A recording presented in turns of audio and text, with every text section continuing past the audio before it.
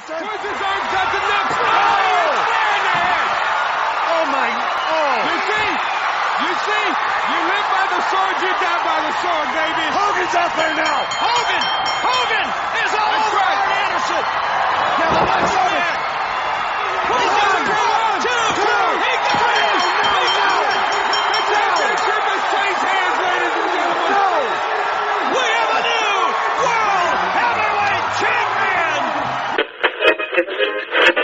And how you get respect is when you're sucker punched by a 450-pound gorilla. You get knocked down, you get back up, and then you stomp his head into the ground and kick him like he was a football. That's how you get respect. Wait a minute, wait.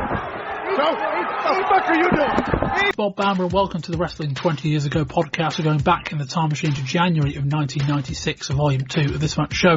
Volume 1 is a WWF show looking at the Royal Rumble, and Volume 3 is all your ECW action. We're here to discuss the Clash of Champions, amongst other things. I'm being joined first by Steve Halvorsen. Steve, hello. Hey, great to be on the podcast at my debut. Indeed. And Rory McNamara. Rory, hello. Hello, the guys. Rory, kick us off with the news. Okie dokie, I will indeed. Randy Savage is the new WCW World Heavyweight Champion, beating Ric Flair in the opening of the January 22nd Nitro. The change not so coincidentally happened against the Raw show following the Royal Rumble. But if the idea was to draw a rating, it didn't quite work, as Raw came off the pay-per-view with a 2.9 rating to Nitro's 2.7. WCW were left considering legal action after a series of segments on Monday Night Raw called Billionaire Ted's Wrestling War Room. Amongst segments mocking the age and ability of the WCW main eventers, the WWF took shots at WCW's steroid testing policy, which didn't go down well. While it's not thought it will lead to any legal action, it did cause significant commotion within the company, and we'll have more on this story later in the show. Bobby Heenan swore live on television, saying, "What the fuck are you doing?" at January's Clash of the Champions. The incident happened when Brian Pillman, now playing an unhinged character, came up behind Heenan and tried to take his jacket off. Heenan, unsighted, thought he was being attacked. Heenan got halfway up the entrance ramp before turning back and apologising for the language, but he was clearly taken aback. It wasn't the only incident for the newly changed Pillman character, who even can be seen in an episode of Nitro flipping the middle finger in the direction of a fan. Clash of the Champions from Caesars Palace drew a big TV rating, drawing the same record-breaking 4.5 rating that the August 94 show did, which was headlined by Hogan versus Ric Flair. The show, headlined by Randy Savage and Hulk Hogan against Flair and the Giant, was billed with the returns of both the Road Warriors and the lovely Miss Elizabeth. On the card itself, there were wins for Dean Malenko, Brian Pillman, Sting and Lex Luger, Conan and Flair and the Giant. The opening match between the debuting Public Enemy and the Nasty Boys went to a double disqualification. The show also featured a series of segments ahead of the wedding of Colonel Rod Parker and Sister Sherry, but of course, it being wrestling, the wedding was stopped when Sherry got into a fight with Medusa. While the news was good about the Clash, the preliminary Starrcade buy rate came in as a 0.36, which works out at approximately 83,000 buys. You will recall that WCW, concerned about a potential lack of interest, added the world title match into the equation a few weeks before the show. And if you need an illustration of how much things have changed, the 1994 Starrcade, headlined by Hogan vs. Butcher, did a 0.7 buy rate, considered bad at the time. But if there is one saving grace, the show did at least do slightly better than WWF's In Your House show in December. Eric Bischoff described the In Your House shows as a 2-hour TV show with a price tag. WCW turned a profit for the first time in history in 1995, providing you're willing to massage the figures and account for some other things in some other years.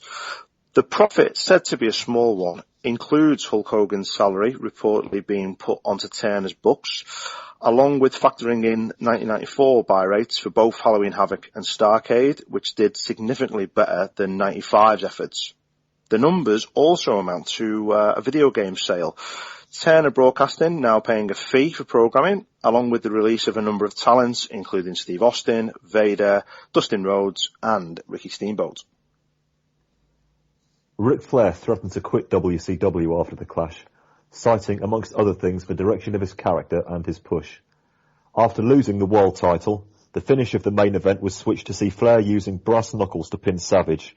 Flair even got a victory over Hogan the following week, again though thanks to using Miss Elizabeth's shoe. With tensions high between the WWF and WCW, it's thought now is quite a good time for talent to leverage new deals using quitting threats. And there was also a report that suggested Flair may have got a bonus out of the whole thing. Talk this month that even crept onto television was the potential of Nitro moving permanently to Las Vegas to tape shows once a fortnight. MMA fighter Dan Severn, who seems to be negotiating with everyone these days, has been talking with WCW about joining them. Mean Gene Okerlund claimed Jim Ross had called Atlanta wanting a return and also issued a retraction over his Ricky Steamboat retirement story. And finally, to avoid the reversal of the Medusa situation, WCW have said belts must be left with company officials between TV tapings. For the ratings for the month, starting on Christmas Day actually in December, Raw didn't air. Nitro unopposed drew a 2.5, which is exactly the same 2.5 that it drew on New Year's Day. Raw pipped it with its Raw Bowl show with a 2.6. On to January the 8th, Raw did a 3.0 against Nitro's 2.8. January the 15th, Nitro hammered Raw 3.5 to 2.4.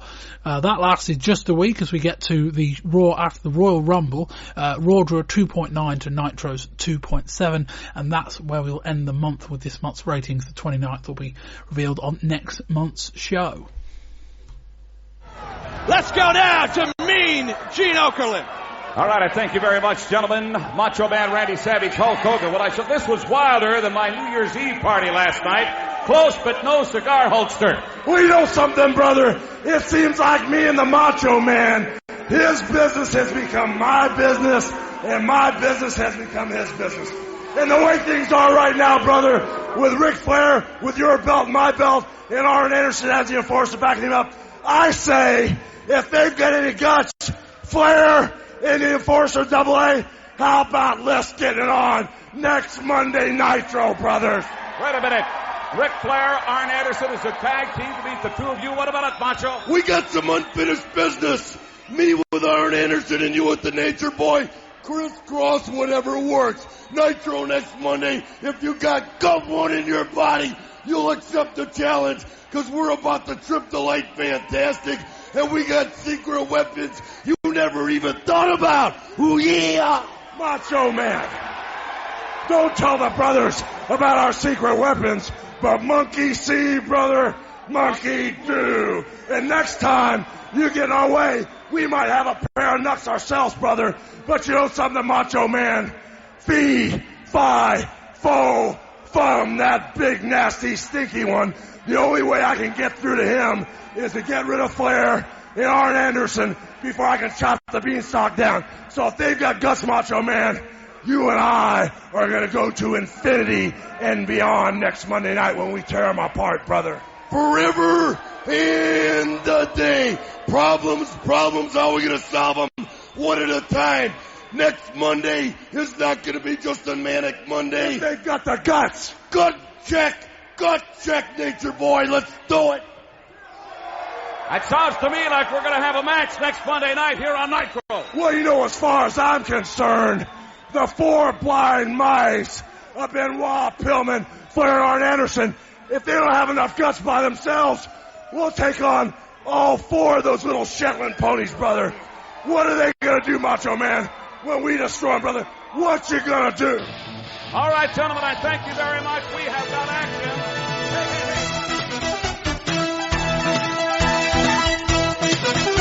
We opened Nitro on January the 1st, 1996, with Randy Savage looking for revenge on Arn Anderson. Steve McMichael claims he's getting tired of all this interference. He's not the only one. After a ref bump, Anderson goes to strike Savage with the brass knucks. Savage grabs them, nails Anderson and wins the match. Pillman and Benoit come out and go nuts at the referee. We move on to the slightly perplexing pairing of heel Lord Steven Regal against heel Chris Benoit. Match ended with Benoit attempting a slingshot crossbody to the outside. Regal moved, Benoit landed hard, and that was enough for Regal to get the pin. Pillman comes out after the match and criticises both Anderson and Benoit for losing, making the Horsemen being 0-2 since Flair's victory. Understandably, both Anderson and Benoit are unhappy, not only at the comments but also about Pillman's ability to incite things with people who aren't directly related to the goal of protecting the world title. Out comes Zodiac and the Taskmaster. Giant charges out and pulls them back. They speculate Hart, Luger and Giant may have ulterior motives for keeping the Dungeon of Doom away from the Horsemen. Next up is Sting and Luger versus the Super Assassins. Craig Pittman interrupts the announcers and asks Steve McMichael for guidance as both transition from amateur to pro. McMichael reassures Pittman that his army background is enough for him to make it. Luger and Sting win the match. Luger's torture rack for a heel finisher is one of the most over moves in the company. Jimmy Hart does an interview and basically implies he'll be managing every heel on the roster. The main event is Ric Flair versus Hulk Hogan for the WCW World Title. Hogan is immune to Flair's chops before working a traditional Hogan comeback. Flair cuts him off and gets a big cheer. This isn't the Carolinas, but this is very much a split crowd reaction. The whole thing is all the better when you factor in Eric Bischoff commentating like it's a crowd reacting to Hogan from 10 years ago. Jimmy Hart runs out, distracts Hogan, allowing Flair to cut him off.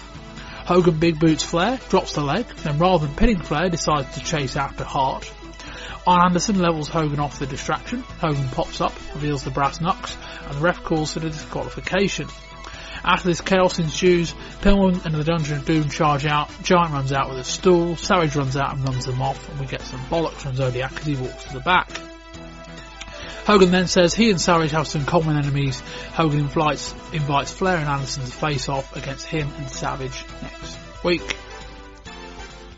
Nitro on January the 8th opens with Chris Benoit against Alex Wright. They're calling Pillman a loose cannon. They do it on more than one occasion. This match is very good for the time it gets. More of the usual nonsense regarding why they won't disqualify Wright for throwing Benoit over the top. Bischoff at one point rips on the WWF for raising their pay-per-view prices. What are they called? Titanic Sports? Pillman attempts to trip Wright by the ropes. Wright retaliates with a nice slingshot crossbody to the outside. Pillman recovers and flips the middle finger at a fan in the crowd. Match goes about 7 minutes. Benoit, ironically enough, wins with a bridging German suplex.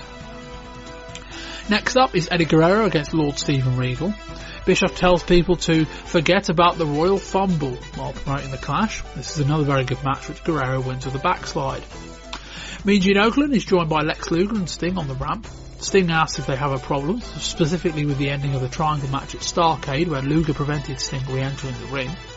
Luger claimed he reached out to Sting for him to help him out as he had an injured knee, and he wanted to make it up to him at the Clash of the Champions. They ended up speculating they might be a very good tag team. Another very entertaining match followed with Sting submitting DDP in a Scorpion Deathlock. The main event is Hogan and Savage versus Anderson and Flair. We get a lovely double figure four leg lock spot with Hogan and Savage on the attack. Hogan no-sells Arn Anderson's spine buster, hits a big boot and a leg drop for the win. The match ended cleanly, but the cavalry wasn't far behind. In fact, the Dungeon of Doom actually cut off Benoit and Pillman from interfering. The Giant ends up getting in the ring and lays waste to Savage and Hogan with choke slams. Nitro on January the 15th opened with Lex Luger against Randy Savage in front of a hot crowd. Luger wants to get a chair involved in the match, but the referee repels it. Macho Man gets big air on an elbow drop. Luger moves out of the way, locks in the torture rack, and Savage submits. The Dungeon of Doom come out, including one-man gang. They've got Oakland with them. Following closely behind is the Four Horsemen, quite a sight with so many people in the ring. Anderson, who's supposed to be wrestling, is in a suit, as is Benoit. Anderson berates Pillman for not being dressed properly for business. Sullivan says at the Clash of the Champions he'll let Flair borrow the big man, the Giant, out of respect. Pillman gets a bit too big for his boots and Anderson slaps him. It's the debut of the Public Enemy. They attempt to start their arm-waving dance. It barely catches on. After their match with the American Male starts, a brief ECW chant breaks out. For all the hopes of a dominant debut performance for the Enemy, they spend much of the early goings on the back foot, but they are playing baby faces. Grunge actually wins the match, grabbing a handful of tights while pinning Bagwell. The bell wins, the Enemy music plays, and the fight continues. The enemy set up a table on the outside, 2 tables next to the turnbuckle stacked one on top of the other. Rocco Rock goes on the turnbuckle and does a high angle somersault dive through the tables, which is a great spot, impeccably shot by the WCW camera team. Next up is Sting versus Ric Flair for the WCW World Heavyweight Title. This is every Sting versus Flair match you've ever seen, which is to say it's very good if a little played out. Luger comes out and tries to get Hart off of the apron. Luger then appears to hit Sting with Hart's megaphone, but knocks Sting's spark out. Flair puts him in the figure 4, Sting ends up being pinned. Luger and Flair seem to go after Sting. Hogan and Savage come to Sting's aid. Hogan and Savage say that Luger is bad news. That's twice he's cost him the title now. Sting doesn't even appear to know what happened. He says he's going to confront Luger.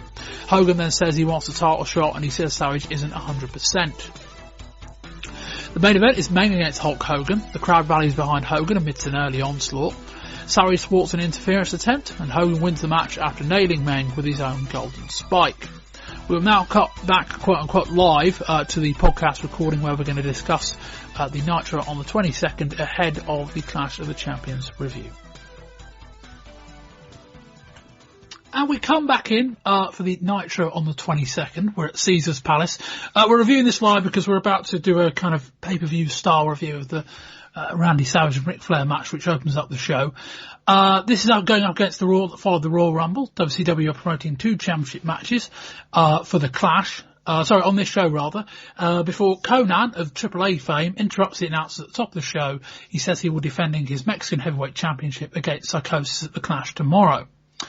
And we open up with the world title match. Savage comes out, but not before a long line of ladies walks out, including Woman, aka Nancy Sullivan, the wife of Kevin. The announcers do acknowledge her.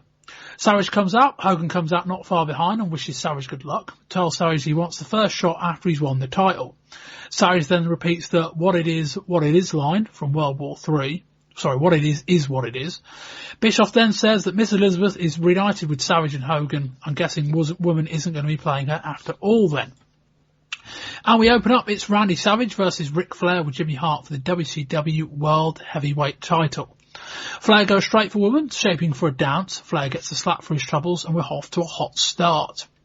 Flair crashes Savage into the guardrail. Heenan asks if the Road Warriors are back together. Bischoff then confirms that we'll be seeing them tomorrow. Flair then chucks Savage over the top rope. Given that Hart had the referee distracted, I'm guessing that was a heel move. Flair once again sends Savage into the guardrail. Flair walks towards Savage, straight into a back body drop on the floor. Savage shakes for and hits a flying crossbody from the top, but he hits the guardrail again as we go to commercial. Savage hits Flair with a 10 punch. Flair does his Flair flip to the outside. Savage does a backslide for a 2. Flair then locks in a figure 4 to a shocking lack of crowd reaction. Flair gets caught holding the ropes and gets into a confrontation with the ref. He then pushes the ref and the ref pushes him back. Flair goes to the top. When does that ever work? I've got in my notes. Savage throws him off, hits the double axe handle from the top, then another, before showing for a top rope elbow drop. Savage goes after Hart on the apron. Flair pokes Savage in the eye. With the ref distracted, Flair takes Savage towards the far corner where Arn Anderson is standing. Anderson shapes to hit Savage with a blast knucks, but Savage ducks in the full with the referee and Anderson flattens Flair. No disqualification. Hogan deals with Anderson. The bell starts to ring. The match carries on. Savage goes to the top, hits a big elbow drop. The ref does a big jump over the cover, counts the pin, and we have a new WCW World Title. Champion, sorry. This didn't get the greatest of crowd reactions, I think partly because of the bell that was ringing during the pin. Hogan jumps in the ring and looks happy for Savage than Savage does. Savage isn't happy. Rory, what do you think?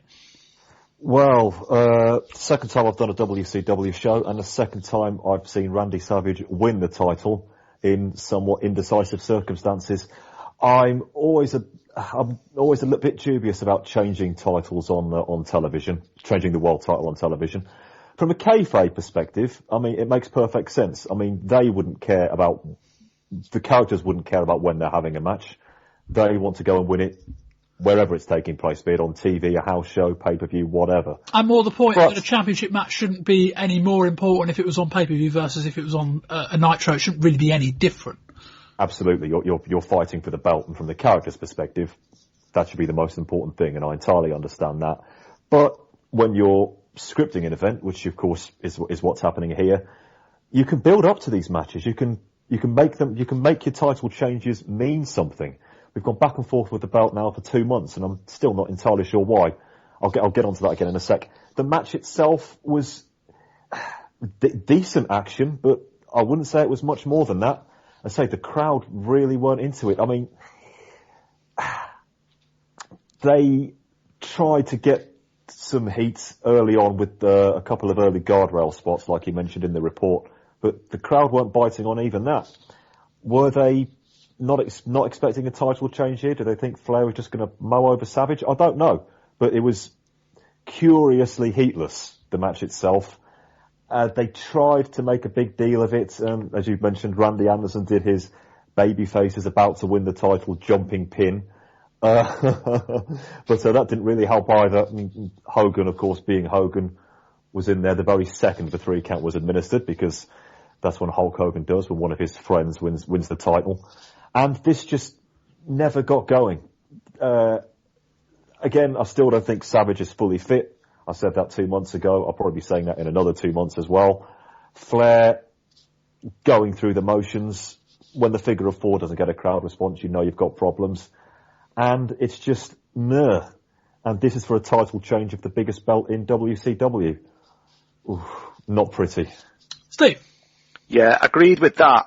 On the point of the crowd, is this going to be a problem if they did decide that they were going to, do all of their tapings in Vegas? It's a very casual crowd, I think, isn't it? If you think that, the passing people coming through, visiting the town, there's a wrestling show on tonight, let's go and have a look. There's household names, because Nitro these days is fully loaded, so we're getting to see Hulk Hogan, we're getting to see Ric Flair, Randy Savage, but actually it's not a wrestling audience, and they probably wouldn't, as you've alluded to, are they going to expect the title change? Are they going to the bell ringing really sort of? I mean, it threw me at home watching it, thinking, right, any minute now, they've got to, the bell's ringing, so another referee's going to come out, someone's going to say, the brass knuck. So that was all a bit confusing as well. The match itself, I quite enjoyed it. I thought that it was, sort of what you would expect of a TV match. Maybe not a world title match, but certainly of a TV match. I thought it was very good. The placement in the show, did it suffer that it was first? Was the idea to sort of, get the crowd going, a big title change? I don't know. I don't think that quite worked. Jimmy Hart, I mean, you've mentioned it on the podcast before about, loading up full of stars for, having everyone. Jimmy Hart for me just adds nothing. It makes no sense that he's with Ric Flair, really. Flair doesn't need it. He's got the Horseman. Jimmy Hart just doesn't add anything. I like the idea of Woman and all the girls coming out and things. I like the interaction between Flair and Woman. The slap was great. But the crowd just killed it really. And as I say, is this going to be the way it'll be if they decided that they were going to tape in Vegas every other week? Wow, a lot to take in. Thanks, Jets. In terms of, Caesars Palace, Las Vegas, last year they did the Clash of the Champions in the same venue as obviously they're going to do on the show that we're about to review. I think in part because the date coincides with some kind of big TV convention where a lot of important people in the industry tend to kind of converge on Las Vegas, which is why I think they did it there last year. I presume that's the case now. In terms of any plans they have for going to permanently moving it in Las Vegas, yes, there is certainly a case, as there is at Centre Stage, as there is at Universal Studios, that you can get quite a good fresh walk-up crowd every week because there's a lot of tourists in the area, which is why they do a lot of syndicated television there. So that makes sense. But no, Steve, you're right in terms of the crowd. It was, we're going to have this on the Clash as well because they were both in the same venue. And weird in the sense that you would think if they're going to pop for anyone, they would pop for the guys they know. But it was almost like when we get to the main event on the Clash show, it was almost like they popped for the Giant just because he was so big. It was almost kind of that level of knowledge at times. As for the placement on the show, I think that was more Rory is going to be doing something or attempt to be doing something quite hot after the Rumble. Let's give people a reason to tune in the early goings. Rather than the main event, so that makes sense. As for the talent involved, I think we're going to have a bit more of a discussion about that later on in terms of these guys are feeling a lot older than they did a year ago, and I mean a lot older. So I'll elaborate on that point a bit more later. The match itself was probably slightly better than I expected, but Flair, and these two had a great match 7 or 8 months ago at the Great American Bash. So, you know, I don't know how quickly the aging process could undercut them. I think Savage injuries is hurting them even more than they want to get across. But Flair at times is going through the motions. He's wrestled Hogan twice this month, Savage, Sting. Flair right now is wrestling greatest hit stuff. I don't know that he's being helped being in the ring with this age of opponent either. And as for the title change, Rory, it kind of fell flat, didn't it? I mean, I don't get the sense anybody was in the live crowd or even at home was massively excited, and you almost get the feeling they're just undoing what they did 3 weeks ago. Absolutely, but just, like I said just now, playing hot potato with the world title is a very dangerous game. One of the issues they have is when they put the belt on Flair at Starrcade, and it's what we hinted at again in the news, putting the belt on Flair at Starrcade was basically felt like a sop because they thought the show needed a world title match towards the end, about 3 weeks before they eventually went up. But there was no real heat on Flair to win the title there. So, and his title reign, if you can call it that, I mean, nothing's really happened during it. So, there was no real money in the chase of Savage getting the belt back off him this quickly. And I think that contributed as well to why this felt so heatless and so flat. But Savage, I know we'll be talking more about characters in a bit. We'll just say briefly now, Savage, injury permitting, has to have a decent length of time with the belt now. Otherwise, they're going to end up devaluing their world title, and you can't do that. Well, I'm not holding out a lot of hope that it's not going to go back to Hogan in the next 6 weeks. No, never am I. Particularly the way, as you'd said, Rory, Hogan, he's there. He comes out at the beginning. He asks, if Savage wins, I want the next shot. He's in the ring the split second of the 3 count. So yeah, it certainly is building a picture, isn't it, that Hogan is in and around that title scene as he always is. But he's hovering like the sort of albatross there. And, certainly they're building it up that you wouldn't put it past Hogan having that title within the next, the next month. He's a clever cove, isn't he, that Hogan? He's a clever cove. Savage is suspicious. Hogan says he wants a shot at the title. Savage tells Hogan to get himself up to the number 1 spot and he'll get his shot. Hogan gets booed quite loudly. Savage says if he beats Hogan, which is probably going to happen, he wants Hogan to shake his hand. Next up, it's Pillman against Malenko. Pillman is mouthing off against anyone he can find, fitting the new edgier character they've given him.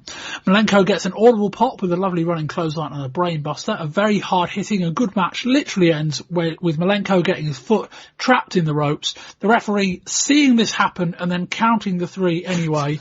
I think the heat from the crowd was more booing how stupid a finish it was rather than any heat on anybody. By any standards, this was a phenomenal finish from WCW. Next up is Sting and Lex Luger against Harlem Heat. It's been going for a while, but Sting's hair is very dark these days. He hasn't bleached it in a while. Sting plays the babyface in peril. Jimmy Hart comes out and gives Luger something which Luger holds in a closed fist. Luger then levels Booker T with a right and out spill a load of silver dollars. Luger makes the pin. The referee makes the count, surrounded by coins moving in all directions. Luger and Sting are your new tag team champions, but Sting doesn't look happy. The main event is Hulk Hogan against One Man Gang. This match gets an amazing lack of crowd reaction, not a jot when Hogan body slammed him. Hogan pins him with a leg drop, but this match was non-title. After the match, Hogan has to run off attacks on the Dungeon of Doom and the 4 Horsemen. With the Age of Savage, he does just that. We get a post-match promo with Hogan and Savage, much more respectful this time, promoting Hogan's future title shot, the return of Miss Elizabeth. And we end the show with Heenan storming off, unhappy at the jibes from McMichael. Now we move on to the Clash of the Champions. Rory kicks off with the results. I will. Right then. The Public Enemy fought the Nasty Boys to a double disqualification. Dean Malenko defeated Alex Wright. The Taskmaster defeated Disco Inferno via forfeit. Brian Pillman defeated Eddie Guerrero.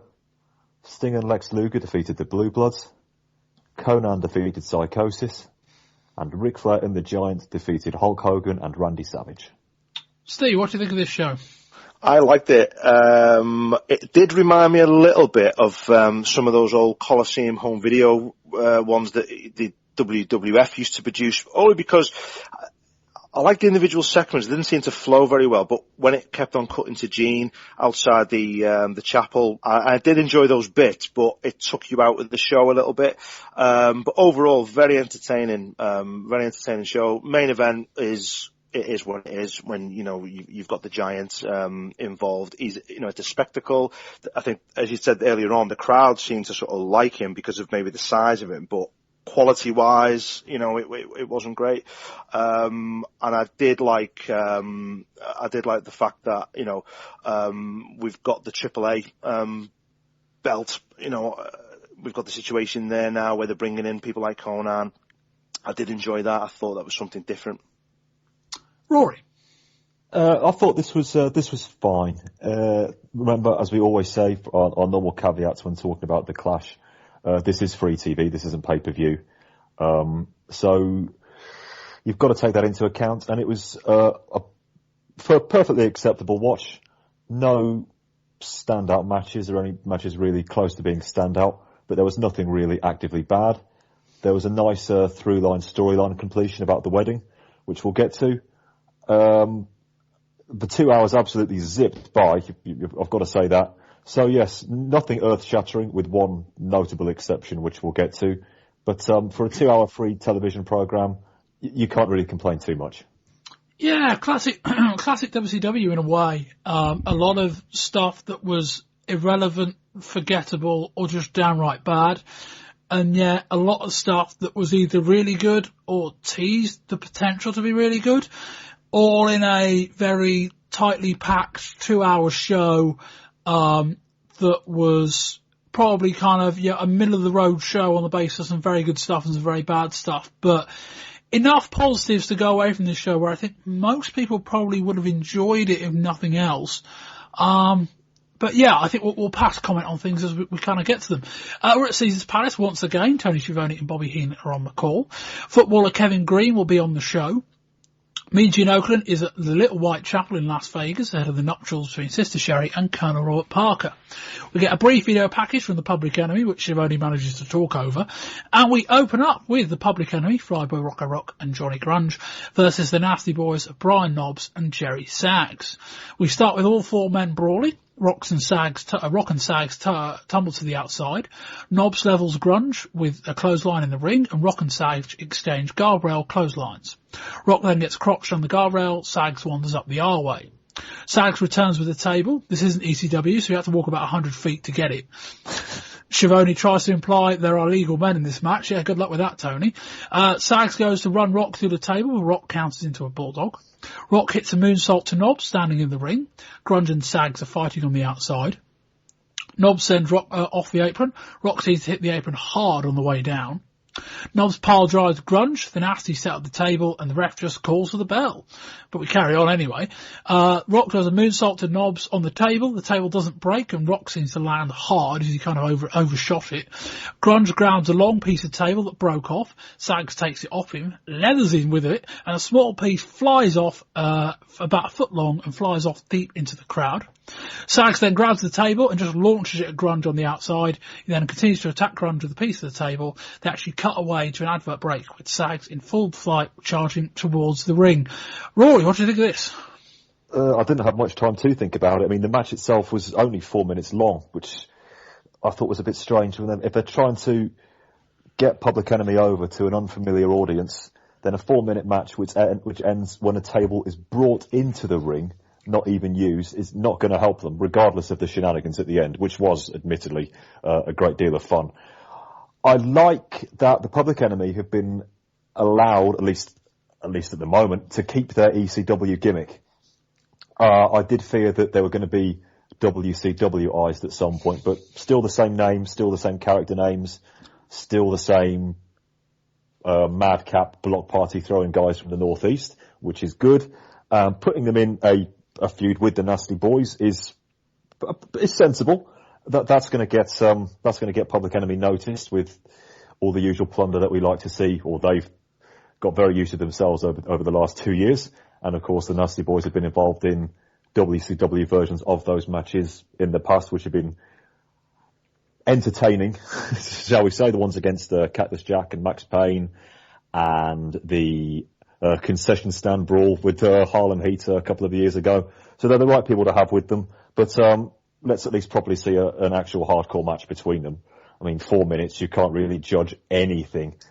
I'd like to think that therefore this was the beginning of their mini feud rather than the end of it. It's give us something to actually get invested in. One thing I will say, and if they do want to push ahead with this, they should. The crowd did get into it after the bell had rung with some of the shots. I mean, a table being thrown at somebody landing head first, that's gonna fly, as they say. So give them 10-15 minutes and let them go. Steve, we saw on Nitro, it was either the week before, or it wasn't on the show, we just recovered, so it would have been the week before. The Public Enemy formally debuted, and when Rory says, he's pleased that they kept their character, he wasn't meaning about this, but I think one aspect of it is, there's also, as much as the Public Enemy come with character outside the ring, they come with a character inside the ring. And Steve, we saw it on the Nitro show when they had that very back and forth and pretty awful match with the American males. It was fair to say that didn't work, even if the post-match angle was quite effective. But they got this right, Steve, didn't they? Yeah, definitely. That Public Enemy American Males match was absolutely awful. I mean, the timing on it was just horrendous. I mean, there's a bit in that where Bagwell seems to be waiting an absolute eternity for Rocco to come over. But this was a lot better. And again, Rory makes the point that the Nasty Boys were the only sort of ones, really, I would say, that you'd put them in there with. I got a sense again that this was the start of something, as Rory has said. You know, if this can be allowed to build, and we build up to a match that's more suited to, let's say the reputation of Public Enemy. If they allow it to go that way, I think it'll be great. A quick match, but definitely for me, the start of something big and a lot better than the Nitro debut. And plus there's more eyes on this, I think. So because it being the Nasty Boys, because it's the Clash. So maybe we can forget about that poor, debut on Nitro, and this can be sort of, the start of something potentially pretty special, perhaps. Yeah, 4 very, very quick minutes of some pretty intense kind of, 2-on-2 action, which kind of built really after the bell rung.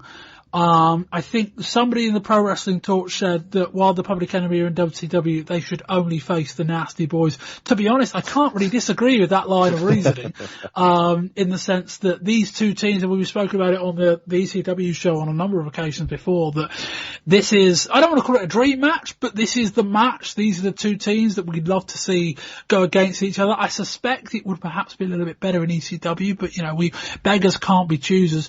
Rory, I think as for the whole, why was it limited here, I kind of think and hope to a point that there was the thought that this is on free television, let's have it kind of ruled out, and then next month we can on pay-per-view push it a bit further.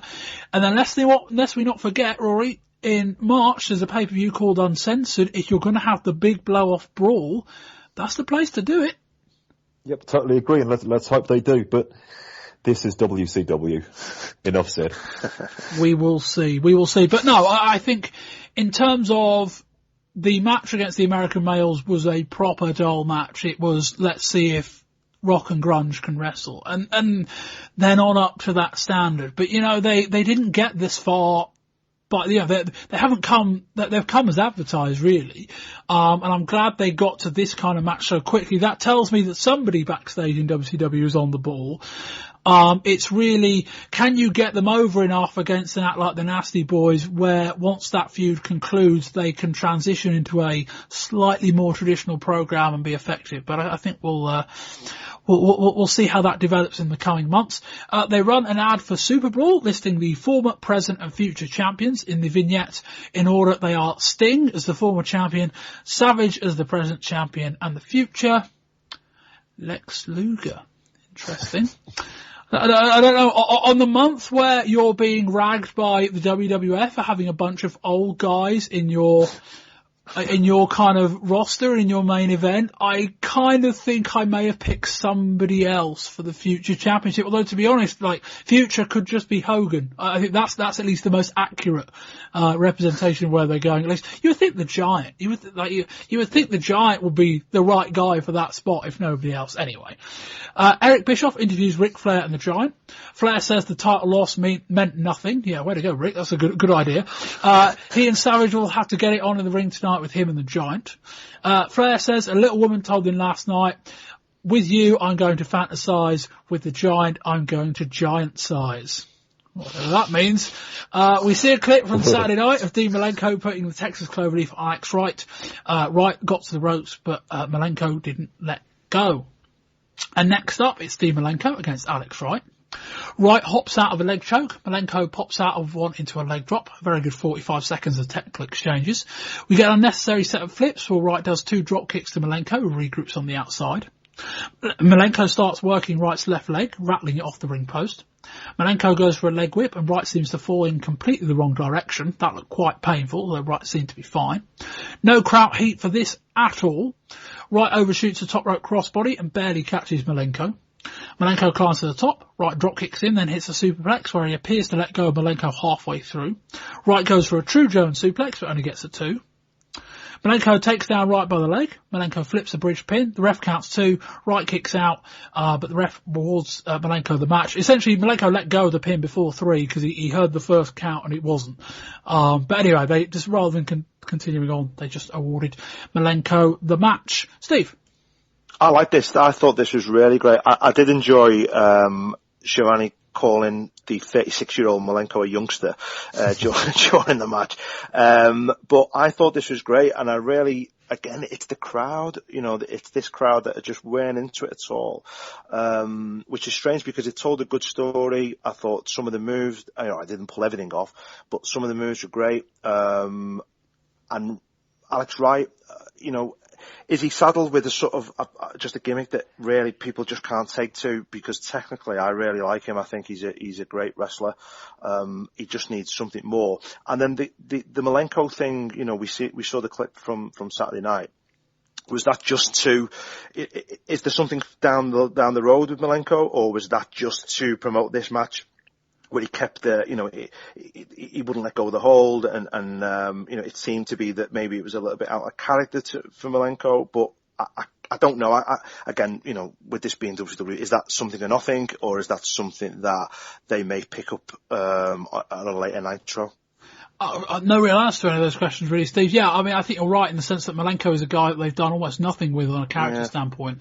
And yes, you are also right that we shouldn't read too much into that because they may simply have forgot. Exactly. That's what I thought. Yeah, I just thought this is probably going to go nowhere. But the fact that they recapped it at the Clash, I thought, well, we'll see. In ECW, when he wasn't talking, there was a reason behind it, and there was a whole gimmick behind him being the silent shooter. Here, Rory.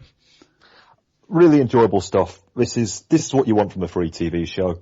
2 good workers given 7 or 8 minutes. Ideally, you'd want longer, but 7 or 8 minutes just to go out there and do it, and they did. It's like a couple of minor botches, but I'm fine with that. Putting Alex Wright in with people like Benoit, as they did on Nitro a couple of weeks ago, and with Malenko, can only help him as well. Wright he's got a lot of the tools, but he is somewhat unpolished. I do think his ground game in particular needs a bit of work. But having matches with the likes of Benoit and Malenko, he's only going to come on even more. I am very much a fan of his. Again, the gimmick is a bit silly. He's from Europe, so he must like dancing. Yeah, give him that as a gimmick. That'll do. That'll get him over. Oh no, it won't. Which is a shame because he's talented and he could get even better.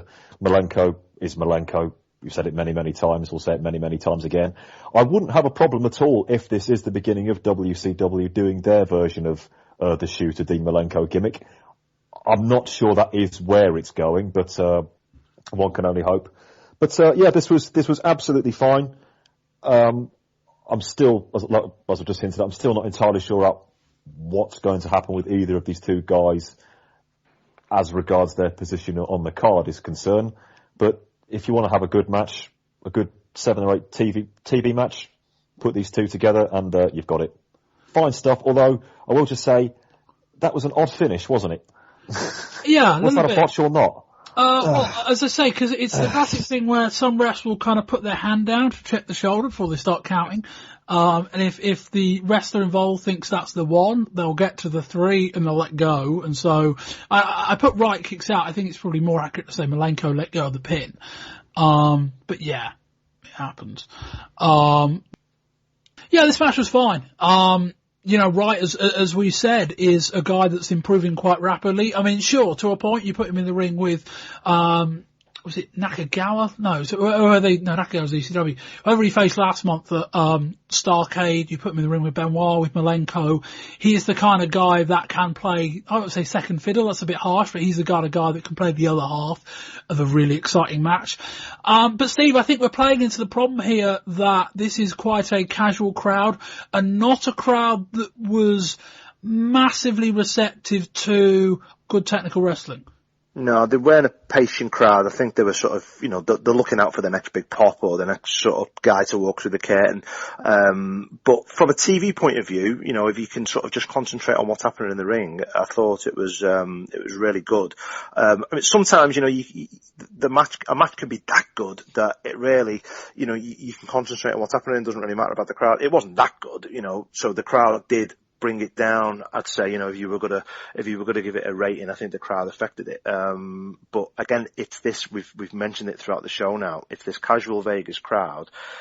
Is it going to start hurting some of these guys, particularly a guy like Alex Wright, who maybe, needs the crowd on his side? Not so much in terms of a character, but just in terms of a guy in a ring who wants to know that he's doing right and get the crowd on side. I don't know whether it's going to hurt someone like that long term by having this, this sort of casual crowd.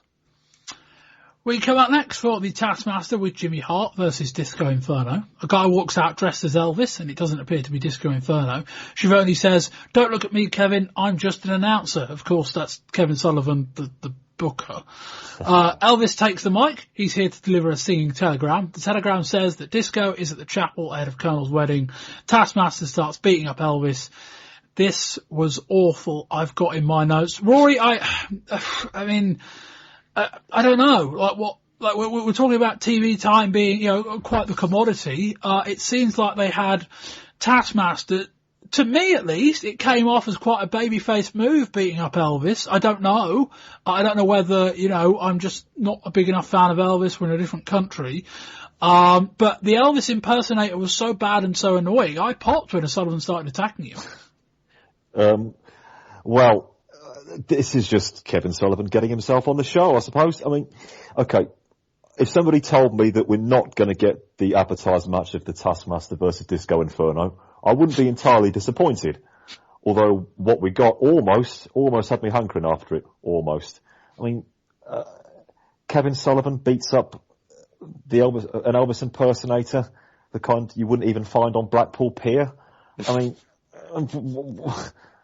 why am I supposed to care about this? Yes, you're in Vegas. Yes, we get it. Hit us over the head with it. Why don't you? But just completely pointless, utter waste of time. Just go away. Awful. Steve, my best explanation for this segment was that they wanted a reason to explain why or where Disco Inferno was. That's the only kind of handle I could.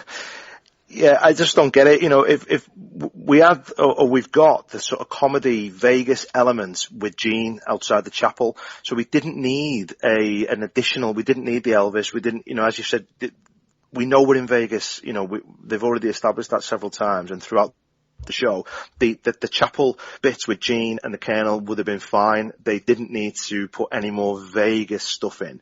On paper, they probably thought, Elvis will come out to a big pop, but he was that bad. It was the opposite, and as you say there, it was almost like, a babyface sort of move, beating up Elvis because he was that bad. Yeah, this is a very Wayne Lithgow thing to say, but I kind of would have given these 3 or 4 minutes to Malenko and Alex Wright. But there we are. Sorry, Wayne. We join Gene Okerlund at the chapel. He's joined by Bunkhouse Buck and Dick Slater. They're trying to find the Colonel. Slater says that the last time he saw Parker, he was at a table in Vegas. Eric Bischoff is joined by World Tag Team Champions Lex Luger and Sting. Luger balks at the idea that their win yesterday had any controversy. They get interrupted by the Road Warriors. Animal says that the Road Warriors are the best tag team in professional wrestling and they want those belts. Sting is all game for a match, but Luger says they need to get to the back of the line, even suggesting they owe Jobber Tag Team State Patrol a title shot first. Sting and Luger are bickering as the segment finishes. Steve, what do you think of the return of the Road Warriors? Well, I mean, they look great. They didn't sound great, if that makes sense. You know, I like they were there, they were on the show, I thought they looked okay. But once they started talking, I just thought, I don't know what it was, I just didn't think they had anything. It was, obviously the catchphrases and stuff they come out with, but I don't know.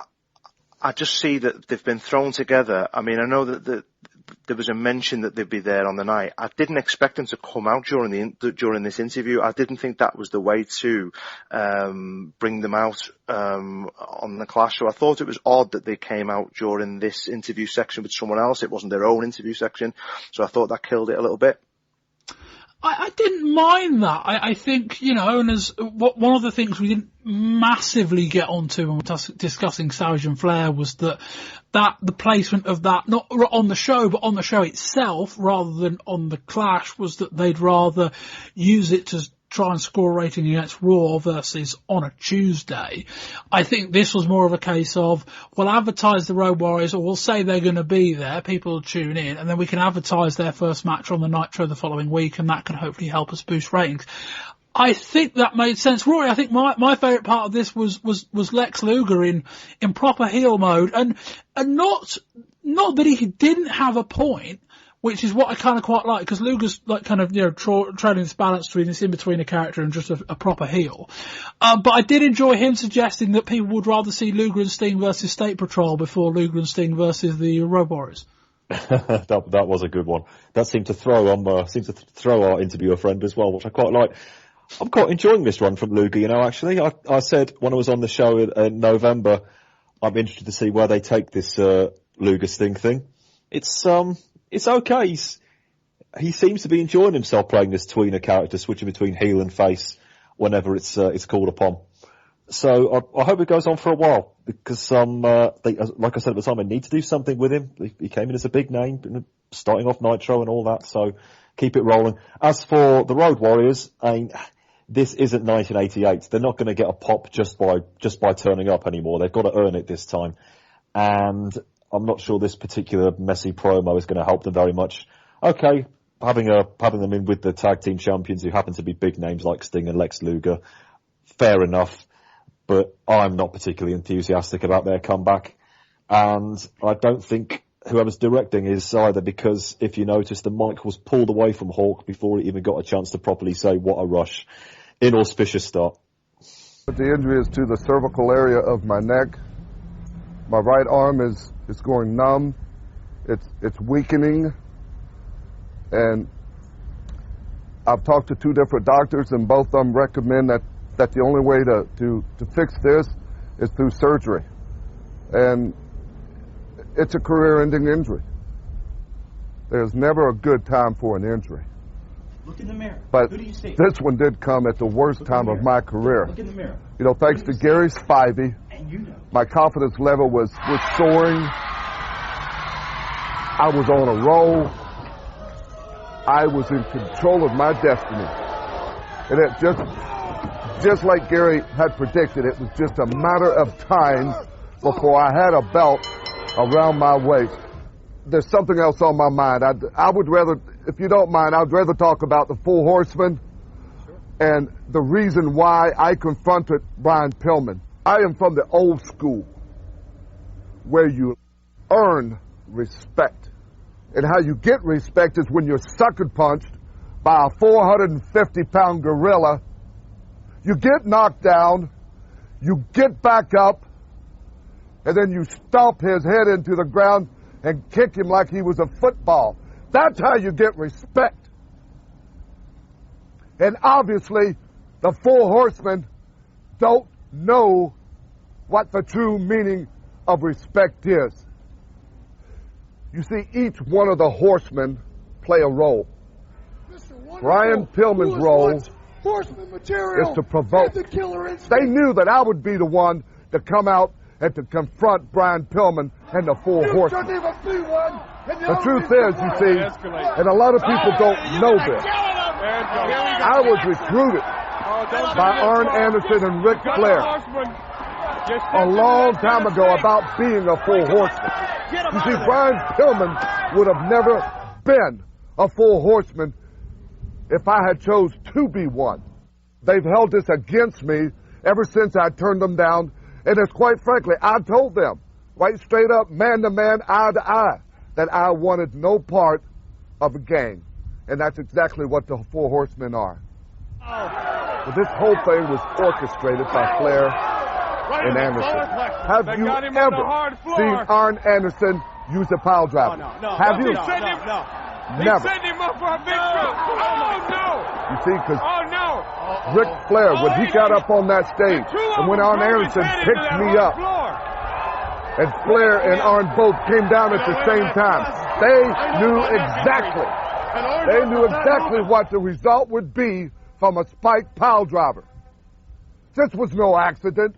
They meant to end my career. The Four Horsemen may have crippled my body, but they ain't crippled my heart. You see, I'm a very proud man, and I'm proud of who I am, and I'm proud of what I am, and I'm proud of where I've been. And if you think for 1 second, Four Horsemen, that I'm going to take this sitting down, you are mighty wrong, because you haven't seen the last of Mr. Wonderful. Bank on it. We get an interview with Mr. Wonderful. He sat at some sort of spa surrounded by palms on a beach. He says it could have been a career-ending injury if it wasn't for surgery on his neck. He credits the influence of Gary Spivey for his confidence. He says the Horsemen don't know the true meaning of the word respect. Orndorff says Anderson and Flair have held his own rejection of joining the group in the past against him. He says he's a proud man that we haven't seen the last of Mr. Wonderful. Back live, Gary Spivey is in the crowd. Rory, I've been doing this show for 2.5 years. I haven't really seen much of anything of Orndorff before that timeline started. I don't think in this last 2.5 years he has been anywhere near as entertaining, as captivating, as interesting as he was in that 4-minute promo. This was a fantastic promo. This really had me right there, right from the very start. And I was not expecting that when they said they cut to it.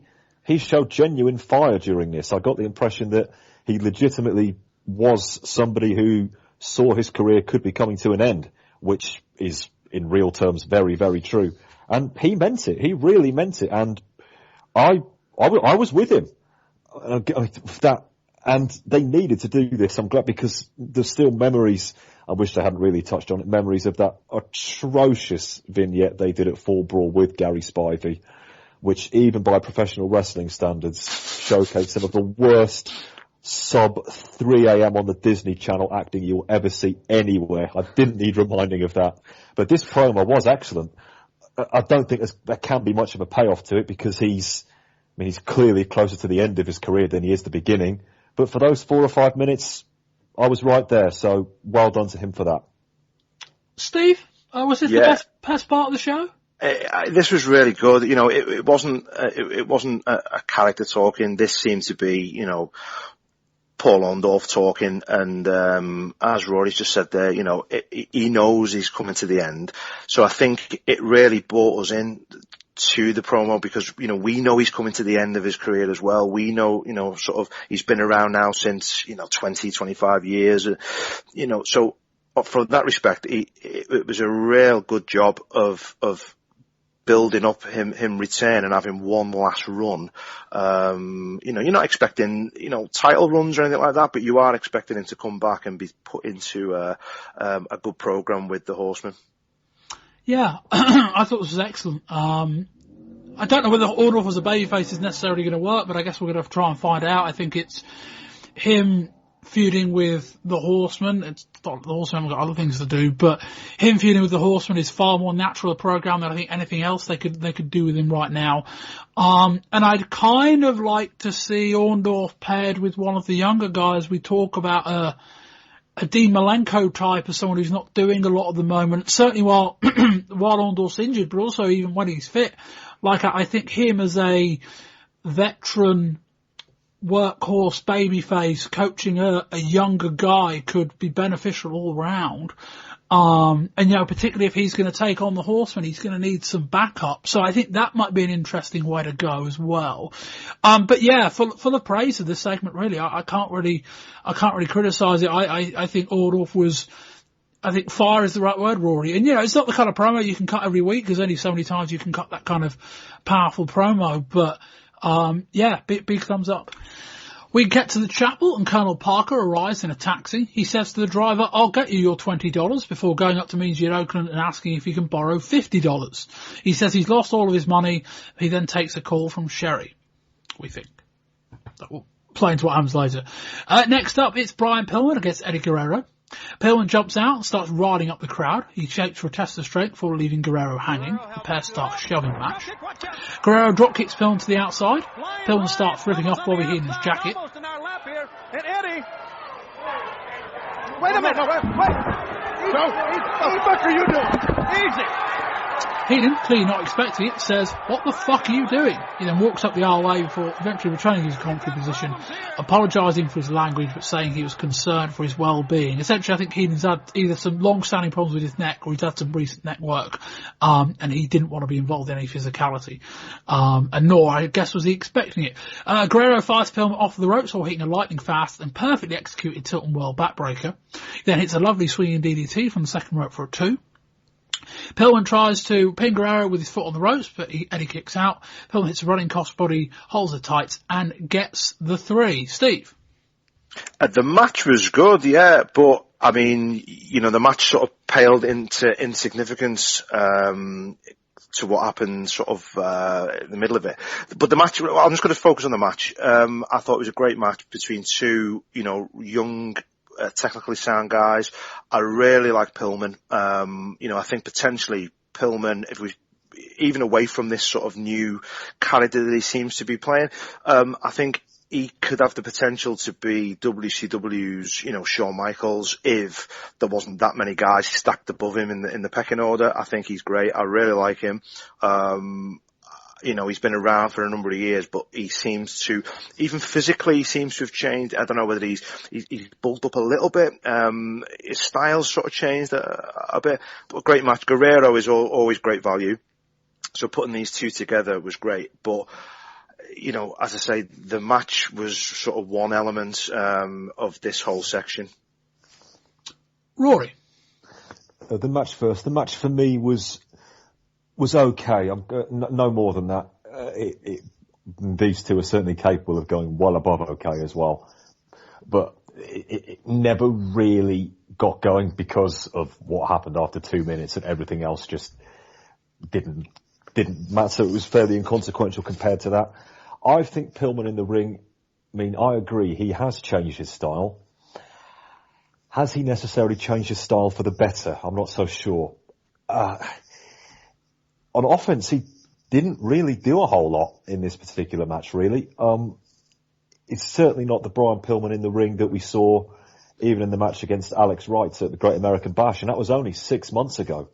If he is trying to work a more, inverted commas, main event style because of what this whole new character is doing for him, if that is going to try and push him up the card, at least in theoretical terms, then okay, I can understand it. But I don't want it to take away what made him special in the ring in the first place. It certainly isn't the Pillman we saw having that still magnificent match against Jushin Liger back at Super Bowl 2. Eddie is Eddie. This is just a minor blip for him. I have no concerns about what he's going to go on and do at all. And for such Pillman grabbing the tights to win, okay, he's a bad guy, fair enough, but it's a bit hackneyed. But the match is second fiddle to what happened after 2 minutes of it. Yeah, I share your sentiments with Pillman. I think that the one thing we saw last year, whether it was a babyface or whether it was a heel, that he is arguably the best wrestler WCW have got. Certainly in that discussion, I think the write-up I did on the website with regards to the top 10 WCW matches, he was in 4 of them. and nobody else was in more than 3. Now that's not a great sample, but I think that's illustrative of the point I'm trying to make. But it was often at times very generic babyface, generic heel, not much character and development, not much of that. Now, obviously, towards the latter months, he did join the Horsemen.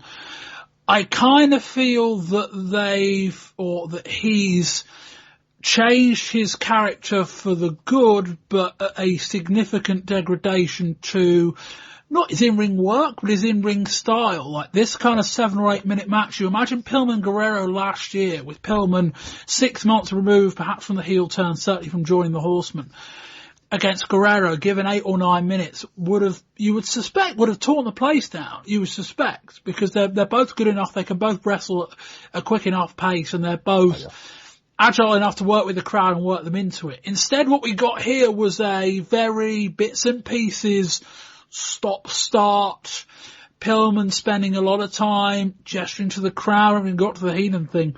And it ended up being a series of really cool spots rather than a good match. Now, it might work. We're going to discuss later on the show the top end of the WCW roster, which is full of stars and characters more than it is wrestling ability.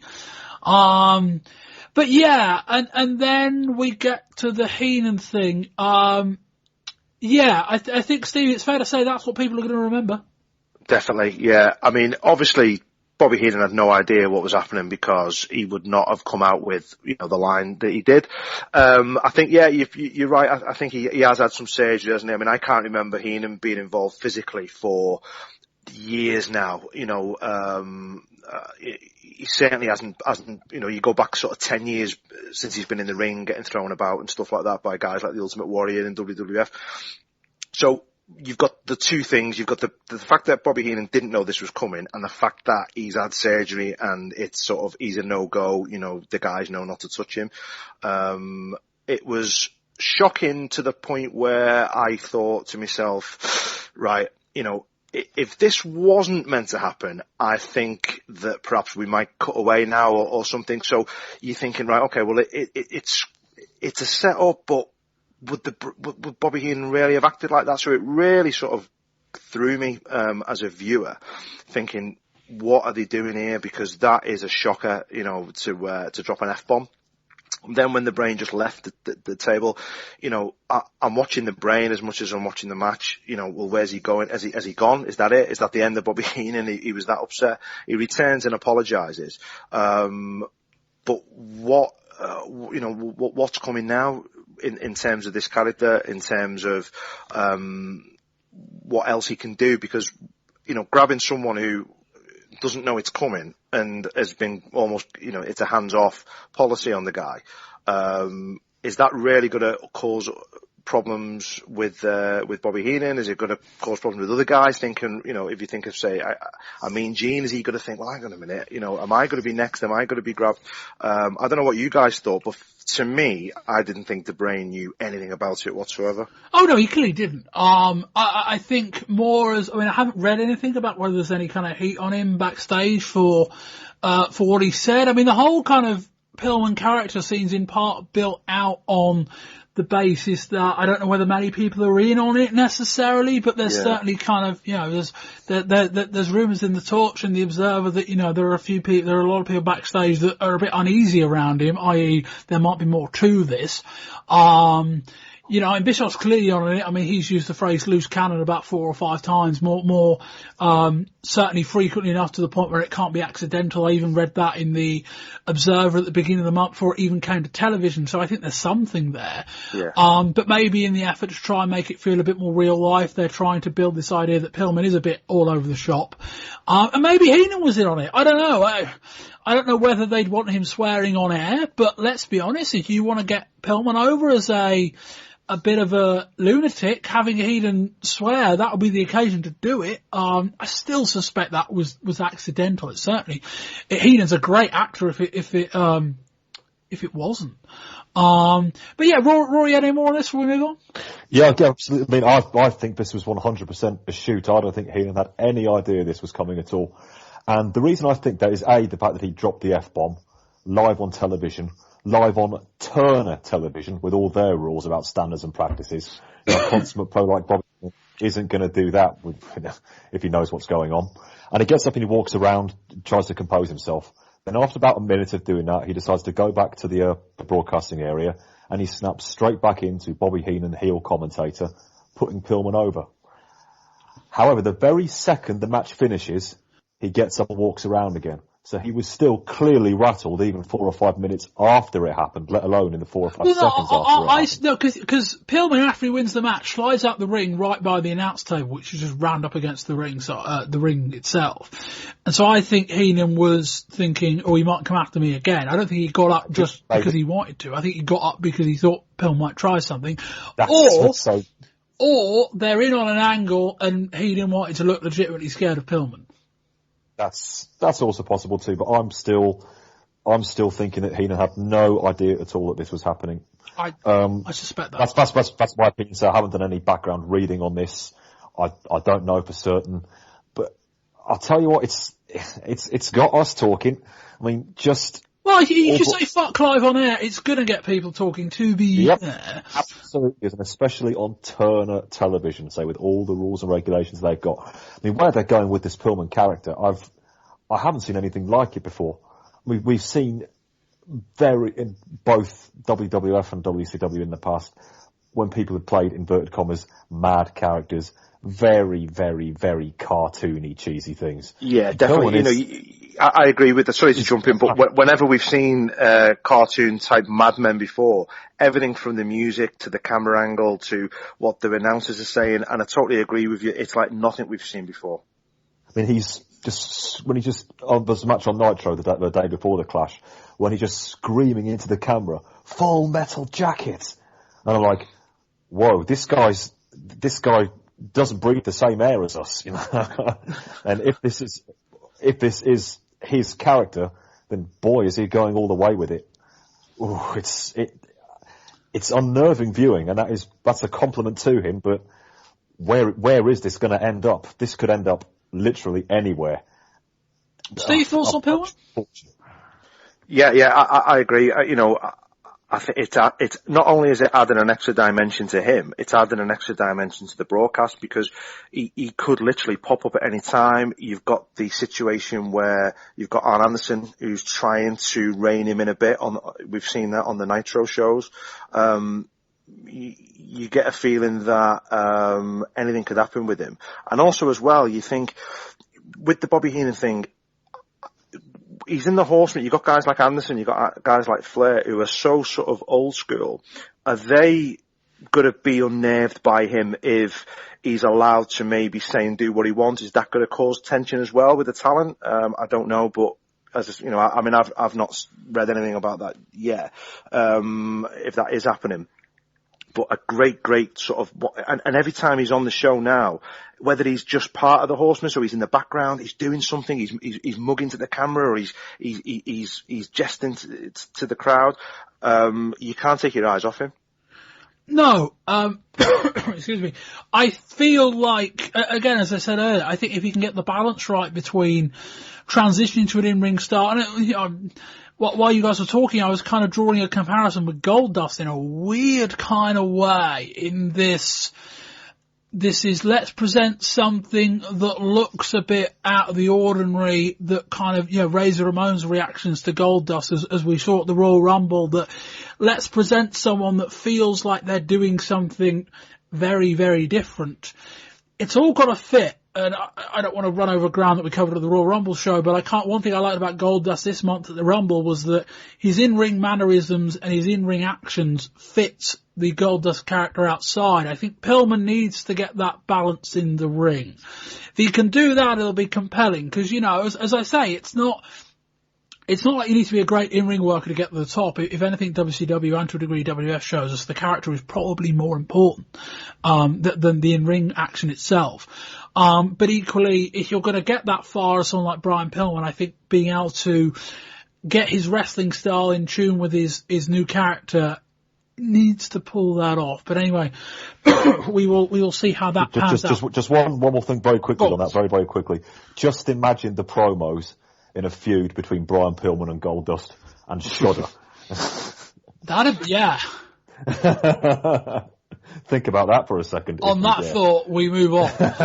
Hulk Hogan is out along with the Macho Man and footballer Kevin Green. Hogan says he and Macho have a lot of momentum behind them. Green does his best. Oh, yeah. Hogan says Miss Elizabeth will be in their corner tonight, but they've got a problem. When they win the match, which one of them gets to take Liz out on the town? Hogan says to Savage, we all know she's more than you can handle. And we move on. It's the Blue Bloods, Lord Steven Regal and L. Robert Eaton versus Sting and Lex Luger for the WCW Tag Team titles. Regal, who also wrestled in the opener, apparently is also carrying an injury, so a lot of his involvement in this match was more kind of selling than it was in ring work. Regal looks repulsed by, well, everything. Sting double slaps Regal, then mocks his posturing selling. Regal sounds like he's been dazed. Luger Eaton fight on the R-way. Luger ties up with Regal in the corner. Regal pleads with Luger, unhand me, unhand me. Regal returns with an uppercut. The fans start to rally behind Luger, who's playing the babyface in peril here. Eaton drops a knee from the top rope. Regal locks in a sidelock STF, but Sting breaks it up. Eaton throws himself off the top. Luger tries to catch him, but almost drops him. Luger gets the hot tag to Sting, who unloads on both men. Luger, who should be selling on the outside, pops straight back into the action before getting level. Sting knocks Eaton into the Regal, puts a Scorpion Deathlock in on Eaton. Eaton submits, and the champs retain. Rory. This was fine. This was okay. Sting and Luger, big name against tag team who are fairly low on the food chain. I'd like them to be higher, but we are where we are. And this was perfectly acceptable 89 minutes of action again. Nothing earth-shattering outside of Regal's mannerisms. I mean, the guy's just an absolute scream. Absolute scream. He's into everything he does. Even when Sting's applying a very simple arm wringer, Regal it's almost an insult just to call it selling. He is with it every single second of the way. It's really compelling viewing, which you don't see a lot in North America. And I hope that at some point they do find something else for him to do, because he is supremely talented both in the ring and character work. And this is playing a character who I don't really get a whole lot from, because I wasn't around in 1776. So playing an archetypal Englishman who sips tea and eats crumpets and says bloody quite a lot. Okay, that's what you're gonna get in WCW. Okay, I can accept that. But the Blue Bloods, yeah, all right, fair enough. He's from Blackpool, but never mind. But the match was fine again. Eaton's from Stoke. Eaton's from Stoke, yeah. Yes, indeed. So there you go. Absolutely. Need we say more? And I was saying Luger again. Again, I enjoyed what Luger was doing in this. This is, I wouldn't quite go as far to say it's out and out new lease of life for his character, but it's something that he's pretty much throwing himself into. And Sting was Sting, as we say on this show every month. So a match which didn't mean a whole lot in the long run, but as we say in the game, perfectly acceptable wrestling. Yeah, I'm guessing that if Luger is worried about not getting a big heel reaction in some places and not getting a big babyface reaction in others, one solution is just to play both and then just go with it. And I would also say that Regal, maybe because we're British, maybe we're more in tune to him, but I thought he was quite entertaining in this match. Steve? Yeah, I agree with everything that's been said already. Regal was fantastic. I mean, all four really played the roles beautifully. Really, 4 pros in there. You've got the Luger situation. It's interesting to see what happens there. But Regal is superb, and like Rory said, whether there's anything more for him, whether they can build him into anything more, because what you're getting with him at the moment is fantastic, but it's painted in very broad strokes, isn't it? It's for an American audience and the way they perceive, the Brits to be. Whether they can do anything else with him, I don't know. But at the moment, I wouldn't really want to do anything else with him, because he's such a great sort of part of the show. He had a great match with Guerrero earlier on this month, which I thought was great. But the mannerisms, the selling, Rory, like you say, you don't even call it selling. Everything he does is just fantastic, and I thought it was great. Yeah, good match. I think Luger hasn't worked a babyface tag match in a while, given that he basically just tagged in Sting and then got straight back on the apron and ready for action. I think he probably forgot there he might have to sell his beatdown for a few minutes. But yeah, entertaining enough match. Regal, even when he can't work, he's still spectacular with facial expressions. I think he's probably only second to Yokozuna in that regard. But yeah, entertaining match. I like the Sting and Luger dynamic. It's just about fluid enough where it's working. It's going to have to go somewhere at some point, but I think we're all right at the moment. Anyway, we are back to the chapel. The Heat are manning the buffet. Sherry arrives looking worse for wear. Parker says he's been losing money all day, and Sherry is clearly pissed, e.g. drunk. But coming up in just a moment, there's a guy that I really want to talk to, and I mean really want to talk to. He's the loose cannon of the Four Horsemen. Let's bring out now Brian Pillman.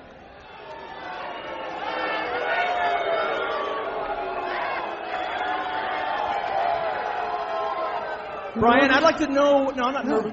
I'm not nervous at all. Hey, it should be. It's live TV, Eric. What if I rifle off the 7 right here, right now? Not the 7 deadly sins. Not the 7 vials of God's wrath.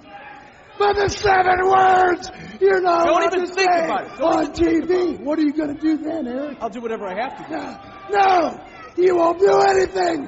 You'll be... Get a lot of trouble. But don't worry, Eric. Seems like Mr. Wonderful has made tonight's subject respect. Something you can't buy, something you can't sell, something you can't steal. You've got to earn it. Respect. It's what pumps the ice water through the horsemen's black hearts. It's what causes a man like Double A to smack me across the face. And the greed and the quest of respect is what makes a man like Kevin Sullivan mad with greed. Yeah, you're right, Eric. I'm not Hogan. I'm not Savage. I'm not Sting. I'm Brian Pillman. And don't you ever forget it. And I have a dream. And that is to teach you and everybody else respect. And I'll do whatever it takes. Even if I gotta hack your thumbs off. Easy, Pillman. Easy, Pillman. You are treading thin ice. More action on the Clash of the Champions. Eric Bischoff brings out Brian Pillman. Pillman asks if he's nervous. Pillman asks what happens if he says one of the 7 words, or even all of the 7 words you're not allowed to say on TV. Well, I presume Heenan's already knocked one of them off, so 6. Pillman turns the topic to Mr. Wonderful. He says he will do whatever it takes to teach them respect. Next up, it's Conan versus Psychosis for the AAA Mexican Heavyweight Championship. Mike Tenay joins Tony Schiavone and Bobby Heenan on the call. Conan does an arm drag and Psychosis goes flying across the ring. Conan does a rolling takedown into a leg and arm submission. Heenan, he's got pointed ears. Schiavone, that's his mask, Bob. Heenan, you never know. Conan does a halting catapult into a leg and arm submission. Eric Bischoff will address the billionaire tag segments on the hotline tonight. Schiavone only references them as certain skits being used by another promotion. Meanwhile, we get a pair of head scissors takedowns and a pair of arm drags and a spike DDT. Psychosis hits a lovely top rope drop kick, then a tope up the R-way.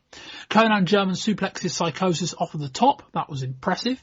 Conan locks in a zip lock finisher, a modified figure 4 leg lock with an arm involved as well, which Psychosis submits to, and this one is all over. Steve? I loved it. I thought it was great.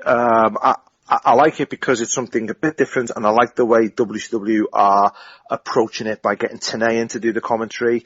Alright, yeah, you've still got Bobby Heenan, who, you know, clearly this type of action, he's out of his depth, and he just reverts to cracking the one-liners, which is fine. But I like the presentation. I like the fact that they're taking it seriously. They're not trying to change, you know, the reference in AAA. They're not trying to change the style. I mean, I'm guessing it's toned down a little bit for the WCW audience, I'm guessing. I think also to a point, Conan, while being good, isn't your stereotypical AAA masked high flyer. No. I think having seen Mysterio and Psychosis in ECW, that is a more typical AAA style high-flying lucha match. I think more Konan's in the ring. He's a bit more of an all-rounder, says a person who doesn't know a lot about Mexican lucha wrestling, but that's my understanding. Yeah, so therefore I think it fits better for the WCW, sort of audience who are used to a certain way of wrestling. But yeah, I thought it was some really good spots in it. And, as I say, I like the fact that they use a different commentary team, or they bring Tenay in, at least on this one, to give it something a little bit different. And I'd like to see more of this on Nitro. I'd like to see, at least once a week now, something like this, and maybe bringing in more stars, for these one-off international style matches, should we call them? Yeah, maybe. I think they've got enough of an issue at the moment when it comes to having a lot of lower card guys that don't have much for character. I don't know whether you bring in more of them, whether it sticks. I kind of feel like I'd rather devote that time to getting guys like, Di Malenko and Eddie Guerrero and Alex Wright, giving people a bit more of a reason to be invested in them. Not that it would be the worst idea. I just feel like if you've got 45 minutes, 50 minutes a week on Nitro. That's true. There's a limited time, isn't it? Yeah. But, maybe some of these guys perhaps don't need character, but I think with some of the guys, they just need to give us 6 minutes in the ring, and that maybe might be enough, without having to do anything much more with the character in the short term. I don't know. Rory. Cracking stuff here, I thought. Really, really, really, really good. This is the first time I've seen Konnan in any real length of a match, and I was really impressed with him. I think when you called him an all-rounder, Bob, you got it spot on. His technical work was excellent. His stuff was hard-hitting. Everything was in the right place when he was on defense. I was really, really impressed. I've seen a fair bit of Psychosis, and I know what he can do. I'm going to say in this match, Psychosis actually seems to be playing second fiddle through most of what we saw, but I think this match was pretty much meant to all be about Konnan, and I think that was exemplified a bit by the fact he got a tiny bit of promo time to talk about this match on the previous Nitro. And it was really good action. I was into it from start to finish. And speaking of finish, what was it? A ziplock? It was sort of a figure of four, where he's leaning forward and then pulling his opponent's hands in as well, which looks very realistic. I've got to say, you've got to struggle to escape from that, and the submission looks like the only legitimate outcome. So I like that one. I certainly wasn't expecting it. But I think that move could get over as well. I hope so. It's in a good place on the card, just running up towards the main event as well. Very good. I hope that going forward, though, WCW don't treat the Mexican wrestlers as just a palate cleanser for main events. At this stage, where they've only just really begun bringing them in, I can cope with it. But I do hope that they do have full stories, angles, etc. to go with as well. But all this self-contained, big thumbs up. Yeah, really like this match. I've seen bits of Konnan before, and I've seen good bits of Konnan, I've seen bad bits of Konnan. I saw him try to get a good match out of Sandman earlier this month, which you can listen to on our Volume 3 on our ECW show. He didn't actually do that bad a job, to be fair. Well, compared to listen to that show, you'll hear our views on that. But no, I like this match from start to finish. From Psychosis, we know from ECW is great. Konnan, okay, it helps when you're in the ring with Psychosis, someone you can throw around a bit, but these two meshed really well, as if they haven't wrestled each other presumably a lot before anyway. But a number of really good moments, and I agree about the finisher. It's kind of like, it's an improved figure four. It's a figure four with all the impact on the legs, but if you pull the arm through into kind of like a triangle, all of a sudden I imagine you're applying a lot more pressure on the midsection as well. So a very painful looking move, and one that if Konnan doesn't stay in the United States for long, I suspect somebody might nick. Because that's the kind of finisher that I may not have thought of until I'd seen it, but I was very impressed by that. Two big thumbs up for me in this one. Like the Guerrero-Pillman match, like the Wright-Malenko match, like the Nasty Boys against the Public Enemy. I hope we see this match next month, and I hope it gets longer. That would be my request for that. Anyway, Sherry is getting changed in the back of the limo. Parker now wants $30 from Oakland. He's lowered his price. Oakland offers to walk Sherry down the aisle. We're doing the wedding in the drive-through now. Sherry is suffering from some memory loss. Disco Inferno dances down the aisle. Dick Slater is tearing up. There are no objections. And just when the segment starts going properly down the drain, the show just starts rambling on. Here's Medusa.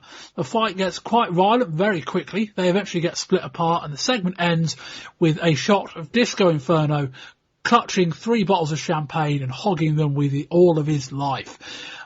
Rory, comments on this and the kind of intertwined, stitched through story of the wedding stuff throughout the show. It wasn't great. No, it wasn't. It's schlocky and silly. One thing I will say, I thought the Colonel did his best with the material he was given.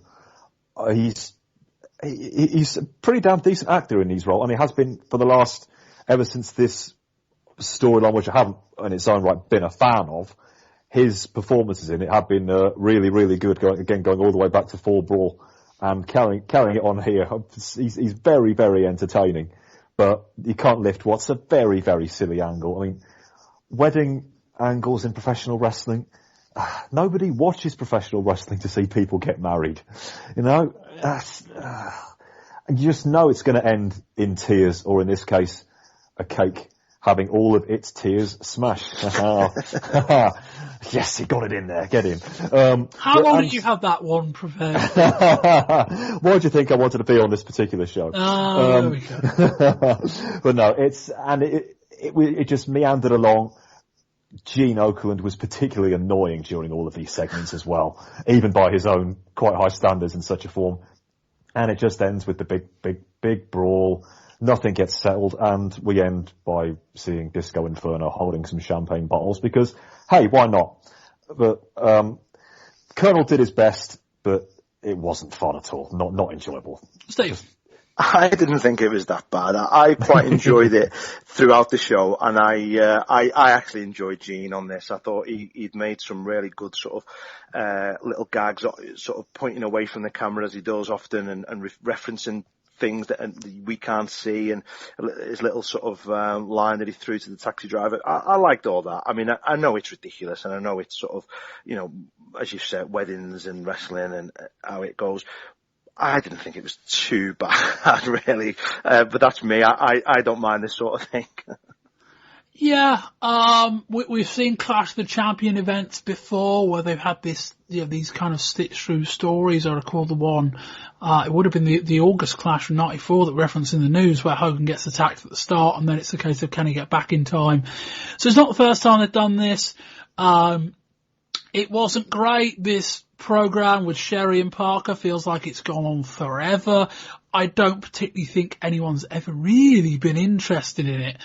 The bit with Parker needing $20 for the taxi and changing his price for Oakland was quite funny. The bit with Inferno grabbing champagne was quite funny. I could have done without it, but it's a free TV show. Their prerogative is to try and put in I'm guessing some light or entertainment. I guess it could have been worse. But it's just a lot of characters I don't care about, and we want to talk about Medusa returning to WCW. This is the best they've come up for in a month. She debuted on December the 18th, I think. And now we're here a month later and you haven't been able to find any other female talent to work with her. I like Sherry, but she's not a wrestler. I could have done without it. It does make you wonder what the original end game for this Parker Sherry thing was going to be, because obviously this started back in about September. Hang on, are you telling me they had an end game for this? I wouldn't. I'm playing Angel's Advocate with WCW here. The dangerous game to play, I admit. Medusa only came in December, so they probably thought to blow it off by using all of this just to set up a Sherry Medusa feud in the end. No, I'm not having it. And we move on to the main event. It's Ric Flair and the Giant with Jimmy Hart versus Randy Savage and Hulk Hogan, with Kevin Green and a series of ladies that included women, also included Hulk Hogan's actual wife, his wife's sister, and someone else, I think. Savage and Hogan's come out to Hogan's music, then Savage music's hit, and out comes Miss Elizabeth. Flair mocks the 3-point stance. Kevin Green climbs on the apron and gets in the ring. Green gets the 3-point stance on his own, and Flair retreats. Flair grabs the mic and badmouths Green. Savage body drops Flair and levels him with some rights. Flair does the Flair flip, nails the camera on the apron, takes a big boot for good measure from Hogan. Savage goes for a backslide for a 2. Flair tags in the Giant. The crowd are up for this and they want Hogan too. Giant wins a test of strength and another. Savage wanders over to Hogan and gives him some advice, presumably something on the lines of, don't set his offense. Hogan tries a body slam to no avail. Giant does a much easier job of it. Giant is still good at individual spots, but he's a long way off being able to string them together into anything coherent. He headbutts Hogan's groin. Giant goes for an elbow drop, but Hogan moves. Hogan body slams Giant and sells his back. Giant tags out. Flair sets Hogan for a suplex, struggles to get him up, but does so. Hogan rakes the eye. Flair pokes Hogan in the eye. Hogan starts no-selling Flair's chops, then body drops him off the top. Savage tags in, drops the axe handle off the top. Hogan sends Giant over the top rope, no disqualification. Savage drops an elbow to Flair. Macho Man nails Hart on the apron. Flair levels Savage with some knuckles. Flair pins Savage, wins the match. What a shit finish I've got in my notes. And the match and the show go off the air with Kevin Green protesting at ringside. Out comes Zodiac and Pillman. Green and Hogan clean house and tend to Savage. Rory. You were far too kind on that finish, Bob. I'll get to that in a sec. This match was house show standard, really. House show length. House show competitors, even. 2 big baby faces against 2 big heels. The only thing missing was the baby faces going over.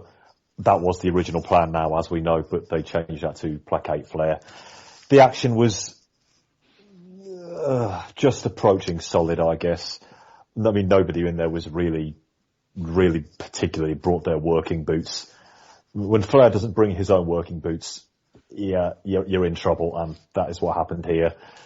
The Giant actually has a couple of decent moves about him, but there's no real flow or rhyme or reason to them. Hogan was Hogan. Savage is still injured, and that finish was utter cock, wasn't it, really? Just absolute rubbish. Utter rubbish finish. I mean, birth, school, work, Jimmy Hart gets up on the apron and distracts the referee, death. I mean, how many more times are we going to see that? And it was rubbish. And remind me of the point of Kevin Green being there, somebody please. A big name got a super... Yeah, just for some star power, I guess. I mean, you have to forgive us this side of the Atlantic for not really being able to appreciate how big any of these guys are. It's not something I mean, he might be for all. I plead ignorance here. Kevin Green might be a big name. I know nothing about gridiron at all. So there you go. All I know about him is that he shouts a bit and says, "Super Bowl Sunday, baby." That's about the extent of it. But hey, he got to throw the Zodiac over the top rope. Yeah, so I'm quite envious of him in that respect. But yes, a fairly pointless main event that didn't really develop anything in any real angle or storyline fashion, with pretty average at best action, and ends with the baby faces mugging for the camera. Not else much to say, I'm afraid. This was drab at best. Steve. Yeah, my notes, the first thing is house show quality is what I've written down, so I couldn't agree with you more, Rory, on this one. Again, a loaded main event. They've surrounded the ring. They've got this American footballer guy in who, I'm same as you, plead ignorance. I couldn't tell you whether he was a big name or not. He didn't come across as a big deal from me, but again, because I don't know him, but he didn't seem to be a big deal. The crowd ate it up. The crowd seemed to like it, and the spots with the Giants, I thought were okay, and the crowd liked it. And then that finish, at what point in the week, at what point during the day did they decide to change the finish? Because it was awful. Yeah, this will tie into what we discussed at the end of the show in a little bit. This was... I don't know how to describe it. It was kind of inevitable, but this, as I said at the top, it feels like these three guys have aged so much in the last year, 18 months. So much. I don't know whether it's just because now we've got Nitro, we're seeing them a lot more, and beforehand it was Hogan was appearing on the odd edition of Saturday Night, and then it was just the pay-per-views. But I feel like even to a point with the extent of the chart, we've seen these guys to death in so many different combinations of matches, of angles, of promos. It didn't feel fresh. The crowd wasn't into it, which was quite a surprise. They were into a bit of it when the Giant came in, but again, I think that's just his size. And it just didn't work. And then, a match that doesn't mean anything, at least the world title match on Nitro the night before meant something. Very disappointing. A very disappointing end to the show. We'll probably discuss this a little bit more in a wider context, right at the end of the show. Rory, your overall thoughts on this show and a score rating out of 10? Despite the slow start, which could have been a really high impact start, and the very, very poor drab finish, I thought this was an excellent 2 hours of free television based wrestling. You're not expecting the earth, you don't get it, you just want to get 5 or 6 average to good to very good quality matches with a little bit of storyline developments in other areas as well. And we got all of that. There are places to go for some of these characters. I would like to have seen a bit more in some other quarters as well, but especially Pillman's, where we're going with Pillman in particular. I mean, that's enough for 3 or 4 other angles, let alone just the one that he himself is partaking in. So yes, I enjoyed this. Taking into consideration the free television caveat, I'm upping this from a 6 to a 7. Steve? Yeah, I agree with that. I think free TV, so you've got a certain expectation of what you're going to get. With the main event was what it was. But there were some great matches in it, and I didn't mind the wedding thing so much. But it will be remembered, I think, looking back for the Brian Pillman, Bobby Heenan angle. I think that's the one take home that I got out of it, and that it was something that I'm going to be looking forward to coming out of this, is where they go with Pillman, and that really got me. So overall, I'd probably give it a 7 as well, yeah. Yeah, I'll tail in slightly lower at a 6. There is some really good stuff on the show, some stuff that I think over-deliver for a TV show, but there's just too many troughs. Namely the wedding segment that stitched throughout that wasn't, it was too poor, I think, and a real stinker of a main event. I think those are the 2 things that stood out for me. I'll give it a 6. There's certainly a lot worth going back to watching this, but there's a lot I would fast forward through, and some stuff that's disappointingly indicative of some wider issues with WCW right now.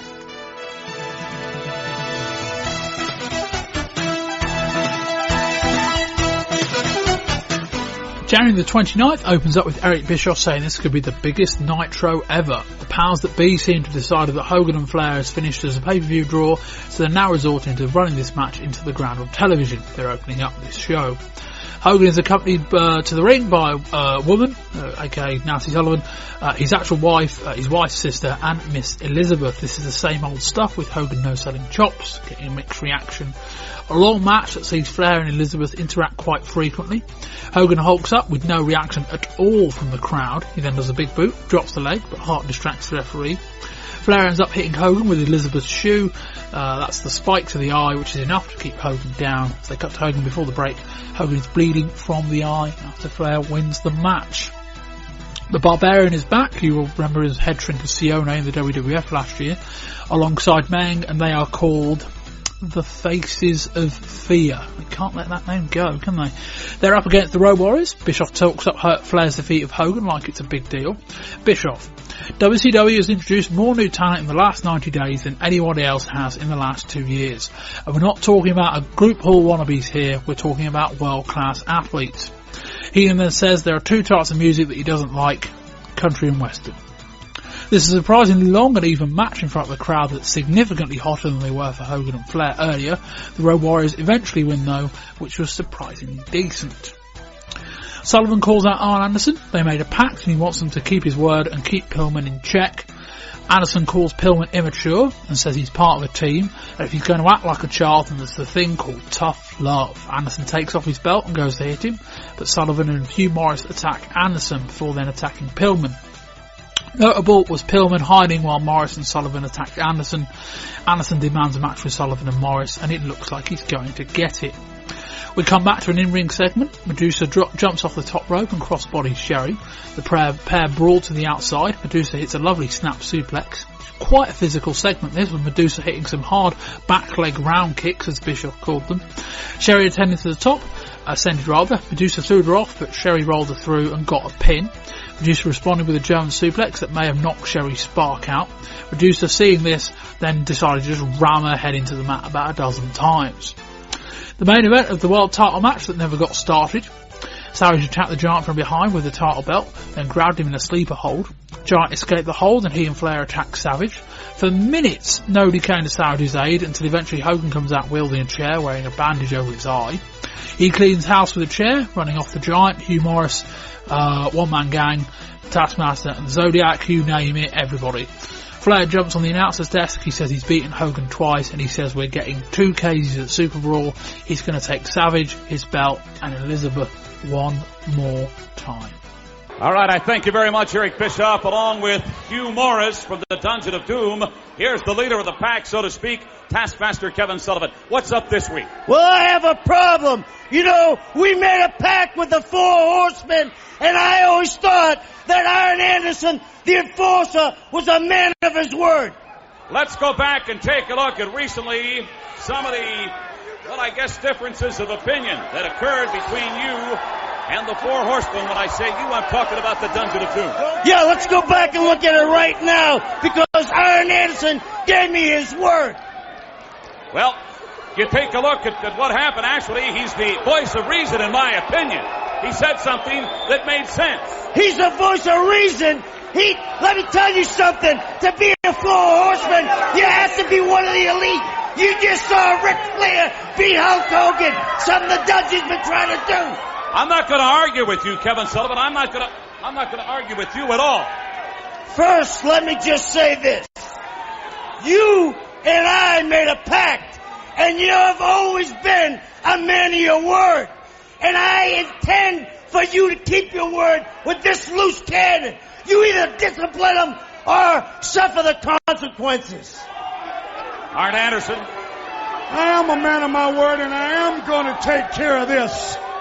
Pillman, in case you were wondering, I don't know where you were a few minutes ago, but Flair just beat Hogan all by himself in the middle of the ring, and you were nowhere to be found. But, as usual, I took care of it. It's that same immaturity that's running rampant through your life right now. You're not an individual. You're one of the 4 Horsemen. The elite in all of professional sports. That means you're part of a team. Do you understand what I'm saying? Now, I'll talk to you. I even smacked you to try to get a little sense out of you. Now, if you're going to act like a child, there's a thing in this world called tough love. That's all that's left. Do you understand? But on this case, it's going to hurt you more than it does me. Desperate people have a tendency to do desperate things. And when you get desperate, you get beat every single time. These were the words of Eric Bischoff before he'd even had the chance to see the first Billionaire Ted segment from Monday Night Raw on New Year's Day. By the time the month was over, a Bischoff voicemail for Vince McMahon and a letter written to him would all be mentioned on Raw. You can hear more about the details of those in Volume 1 of this month's show.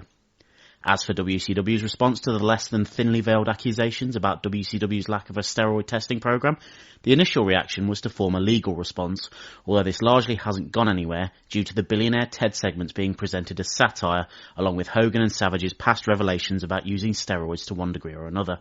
At the very least, WCW have gone on the defensive about their own substance abuse program. Bischoff did a 10-minute segment with Mike Tenay on the WCW hotline talking about a number of topics.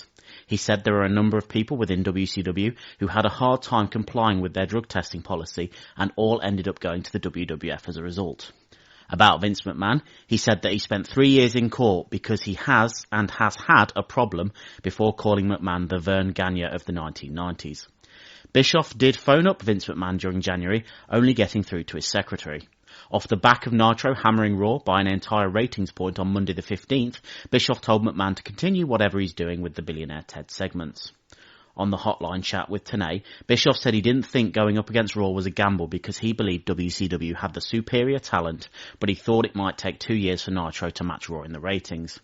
He disagreed with the idea that Nitro was eating into pay-per-view buy rates, as he said they'd been dropping before Nitro started, but he did call WWF's In Your House shows television shows with a price tag added to them. While busy, it's hardly been that bad a month for Bischoff, who signed a 3-year deal with the company worth between $350,000 and $500,000 per year. And if you want an indication of where the rivalry is at right now, look no further than a fire alarm going off in Canton where they were taping Nitro, with people thinking it had been caused by the WWF. Right, we come back off that audio piece from Stuart. We have discussed the Billionaire Ted stuff in quite a lot of detail on Volume 1. From this side of thing, I think it's more of a case of discussing briefly WCW's reaction, whether they could have done anything different. Steve, I guess this is the price you pay when you start slinging so much mud. I don't know that you can feel all that upset when WWF finally fight back. No, I agree. I just think that, you're dealing with massive egos, I think's the problem, isn't it? So if you're a Hulk Hogan and you see the way that you're being portrayed on this, what we know and how we know Hulk Hogan is, he's going to take that absolutely, he's going to be devastated, he's going to be crushed. But from a business point of view, it's always been the same. No holds barred, anything goes, it's an eye for an eye sort of business. And I can't see really that, the throwing around the threat of legal action because of the steroid sort of, implication. But really, is this not what the business is all about really? Trying to get one over on the next man and some of the low shots that have already been dealt from both sides. I think from WWF clearly are rattled from when Nitro debuted. I think that, I don't think it's the talent. I don't think that rattled at the fact that WCW have got Hulk Hogan and have got Savage from my point of view. I just think it's the performance of Nitro that have got them on the ropes a little bit. From WCW point of view, I would personally, ignore it, because then I think you start getting the tit for tat. And from a viewer point of view, do you want to get involved? A lot of it's going to go over people's heads, I think. Not the Billionaire Ted thing. I think that's it's obvious what they're trying to get at. But some of the more insider things that they could do and some of the phrases they could throw about, I think is going to go over people's heads. So really, they're only going to be doing it for themselves. And do they want to concentrate on that, or do they want to concentrate on improving the product, would be my sort of message. Rory. WCW are not innocent bystanders in this kind of thing, in the tit-for-tat stakes between companies. Eric Bischoff, the executive producer, lest we forget, in his guise as commentator, this is the person who, on the second edition of Nitro, gave away the finishes of the WWF main event for Raw. So that's a pretty low blow. Now, do I think WWF were necessarily right to respond the way they did with these Billionaire Ted skits? No, I don't. I think they're actually quite funny, but that's the only thing they've really got going for them. What WCW should now do, I think they should keep their counsel on this one. Maybe, as was intimated a couple of times during the Clash, perhaps if you want to make reference to it one way or the other on Gene's hotline, go ahead. They've talked about inside things on there for many months. I would strongly advise them not to even consider doing something like their own on-air response to this, their own skits, anything remotely like that. I think that would be a terrible, terrible idea, which is probably what WWF kind of want them to do. They would really like WCW to take the gloves off here. Well, WWF are reading private correspondence out on television. I think they're hoping for every reaction they can get. I think you're right. I think the best course of action is just try and stick your course. Absolutely. In this one, I think from a WCW perspective, discretion is the better part of valor on this one. Don't completely ignore it. And I'm sure they're having internal discussions about it pretty much every day, because we know how much Eric likes to actually watch Raw during the Nitro presentation, so I'm sure they're more than aware of it. But don't lower yourself by making a direct response, because I think that WWF are going to carry on doing this or this kind of thing or some other thing related to it for a good while yet. So they just need to, as difficult as it might be, just keep their counsel and basically let WWF on this one punch themselves out. Yeah, you can't sling mud for 4 months and then get surprised when finally someone hits you back. You know, with regards to content, I guess, we'll probably cover that in more detail in the first part. But yeah, I mean, it's, you know, I don't know whether the segments were great from a WWF perspective, but I'm kind of proud of them just for throwing a punch back, you know? It's like you can only sit there for so long. I think you're completely right, though. I don't know that WCW want to start fighting back. I think also just from the sense that if you want to start digging, there's a lot of skeletons in the closet when it comes to both companies, when it comes to the wrestling industry as a whole. I don't know that you want to be airing that dirty laundry out on television. I think it's a good look, but equally I don't know that it's, you know. And there's also the thing as well that there's, you know, steroids are clearly an issue in wrestling, full stop. You know, I don't think it's gone away. Marcus Bagwell returned to TV last month looking huge. You know, there's something there. We're talking about the Road Warriors coming back to television. They're big guys. You know, there's any number of names you want to look at that all look inflated. I don't want to, you know, I didn't find many people, and Bagwell's pretty bloody obvious to be frank. Yeah, I would try not to make a big deal of it. You know, I wouldn't, some people are saying they kind of slowed down their jibes. I don't know that they did. I mean, there was the implication that some people were making that they had or were going to kind of tone down the way the big boys play references. They still said it. And yeah, I mean, I wouldn't do anything different, long story short, and I'd try and ride it out and let WWF, Rory, I think you said it right, just let them punch themselves out. And yeah, if something needs to be said, then yeah, perhaps say it, but I think twice before firing any shots back, because this could get ugly fast. And yeah, we will discuss that more in Volume 1, so we'll leave that there for now, and also we have that reader there, so you kind of filled in on the story, and we'll pick up on it next month if and when more stuff happens. The final topic of the month, which kind of ties into the Billionaire Ted stuff, is just a more general thing. We've spoken about it both in reviewing the Clash main event and the match from Nitro we talked about. But Rory, I don't know about you, but it's this whole Flair, Savage, Hogan main event lot. It's starting to wear quite thin. Very thin. I'm getting quite tired of it now, to be honest. They are the big guys. Whether we like it or not, they are the big guys, and they are always going to be relied on to be thrown into main events to pop ratings, buy rates, house show attendances, whatever. That's just the fact. That doesn't mean we should necessarily appreciate that, though. I'm very tired of it, and I think some of the talent are getting tired of it as well, including the talent involved. I mean, as I said when I was talking about the Clash main event, Flair was definitely dogging it during that particular match. That wasn't even greatest hits Flair.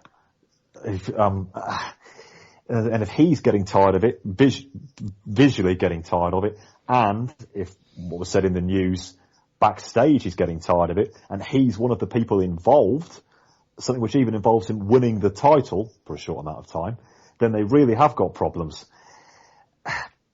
Is it just as simple as elevating new stars? Now, it'd help. I don't think they've started. Yes, it would help, but have they really even started to do that? Is there anybody really, realistically, who is really trying to bash down the glass ceiling at this point? They might be getting there with Pillman. Diamond Dallas Page is a really good 12-month push away. There's nobody that close, though, and there's nobody and it's not the case that it's also the point that I don't think it's not like some guys, you'll see WWF try with guys and then give up on them. A lot of cases with WCW, it just doesn't feel like they're trying. Exactly. WCW don't have what I would call semi-main eventers. You have the main eventers, we know who they are. Then there's a pretty big drop. I mean, they haven't really got anybody there like, say, Davey Boy Smith, for example. Somebody who can be slotted in, can be given main event views before dropping back down slightly, hovering between the two. They haven't even got anybody who can do that. There's an almighty chasm between the big stars and the mid-card, and they really need to properly start and go with it during this particular year. Because if we're here in 12 months' time talking about another go-round of Savage, Flair, Hogan main events, then we're just going to drop out completely. And WCW, 18 months ago when they brought in Hogan, then a few months after when they brought in Savage, they knew what they were getting and they knew why they were getting them. Okay. But that was then. You cannot keep relying on the same old formulas. At least change something up. I thought there was a brilliant example in I meant to mention it during the Nitro, I mentioned it now briefly, during the Savage Hogan discussion just after Savage won the title at Nitro. And there was a shot of somebody, this guy, if you're listening, get in touch, about 5 rows back in a green jumper, who was giving Hogan absolute pelters, screaming abuse at him, and then he grabbed from somewhere one of those foam Hogan toy finger things and started punching it. I thought, you know what, mate, I'm exactly with you on that one. So I say they give all of those out free. People aren't buying those. Those things, those foam Hogan hands you see in the crowd are all. It's the Hogan kind of. I'm doing it like people can see it. It's the Hogan flex pose with his arm outstretched. That's the one, those foam Hogan things are all being given out. Just name your price for me to have one of those. I'm glad they're giving out free. But yes, I thought that was a perfect hard camera example of that they need to make serious changes at the top of a card. But just like I said earlier, it's the easy outcome. They know it's going to pop ratings, buy rates. I fear that against all the best advice, they're going to keep doing it. I hope I'm wrong. Steve, has this come on anymore? Is this a problem that was going to happen anyway, or has it been exacerbated by Nitros? I think it's the Nitros factor, the fact that you're seeing these guys now week in, week out. And at first it's great because, you're getting a greatest hits collection really. And, you're seeing Hogan, you're seeing Flair, you're seeing Savage, they're wrestling each other and they're going through their repertoire, which we all have seen and we all enjoy. But now we're sort of 4 to 5 months into Nitro and it's the same every week, like we've said. And not only are they not elevating any stars to go into that main event bracket, but the stars themselves are just not evolving. The characters are not evolving. And I think that is also an issue as well. If they were to, let's take a Brian Pillman and put him into that main event, situation, I think it would look at the moment odd seeing a Brian Pillman with all the nuances and all the character development in there with a one-dimensional Hulk Hogan. So I think Hogan, Savage and Flair need to evolve as characters as well. And the other thing is if they do promote from within and have a Pillman, or like you say, in 12 months' time, a DDP might be ready to mix in with the main event. The established main event guys with those egos that they have, are they going to just brush them off like they're nothing? Are they going to allow them to look competitive? That is an issue for the sort of medium to long term as well, I think. Also as well, Hogan, Savage, Flair, have they got any motivation to improve? These are really highly paid stars who, all have a certain degree of creative control, I guess. They're not really doing things that they don't want to do, and when they are asked to do things they don't want to do, they can quickly say they don't want to do it, and things are rewritten, the case with Flair. So I think as well there's so many ways of looking at this, but no matter what, changes need to be made sooner rather than later, because this, these greatest hits, as we're seeing them each and every week, are really getting stale now with me. Yeah, I mean, I don't feel like it's a case of these guys shouldn't still be main eventers. Although, you know, in a month where WWF are ripping you because all you guys are old, maybe there is a thought to change, maybe. But I think it's more a case of, I don't know if they should be main eventers together. I mean, they've done the Flair Hogan thing to death. I don't think that's going to draw any more on pay-per-view. Eventually they'll get to Hogan and Savage, I suppose, and I think that will draw as a first time match on pay-per-view, providing you get it right. But it just feels like it's a lot of old guys going through the motions, and it's not a good look, and it's, I think Rory's right. It's perhaps more the fact that it feels like there's not many guys coming up. I don't know. It just, if I'm WCW, you know, Hogan's early 40s, Flair's mid 40s, Savage is in that age bracket as well. These guys aren't going to be around forever, and it's like, you want to compare yourself to WWF. If I'm looking for a cool, fresh product, am I going to look to Hulk Hogan or am I going to look to Shawn Michaels in 1996? I suspect I'm going to look to Shawn Michaels. You know, he's only turned 30 this year. You know, he's a guy with a lot of time ahead of him, you know, and I think the other thing with the WWF is that there's not necessarily a lot of other young guys at the top, but they feel fresher. Like Brett's late 30s, he feels fresher. Diesel's late 30s, he certainly still feels fresh. Undertaker is, how old's Undertaker? He's actually not that old. I think he's only early 30s. So, you know, you look at their kind of main event, it's a younger, but it's less about age, it's more about television time. It's why when I say it feels like Flair and Hogan and Savage have aged a lot in the last 18 months, they haven't aged a lot, but they've just been on television a lot, and it doesn't feel as fresh anymore. So you can take a guy like Hogan and Savage, two of them, who haven't been on WCW TV a lot, I think just because they've been around forever, it's just wearing a bit thin. And, you know, in a month where WWF are going, these guys can't do it anymore, you know, they're old, they're over the hill, I think WCW are kind of proving them true. And I don't know that that's a great look when we're talking about this.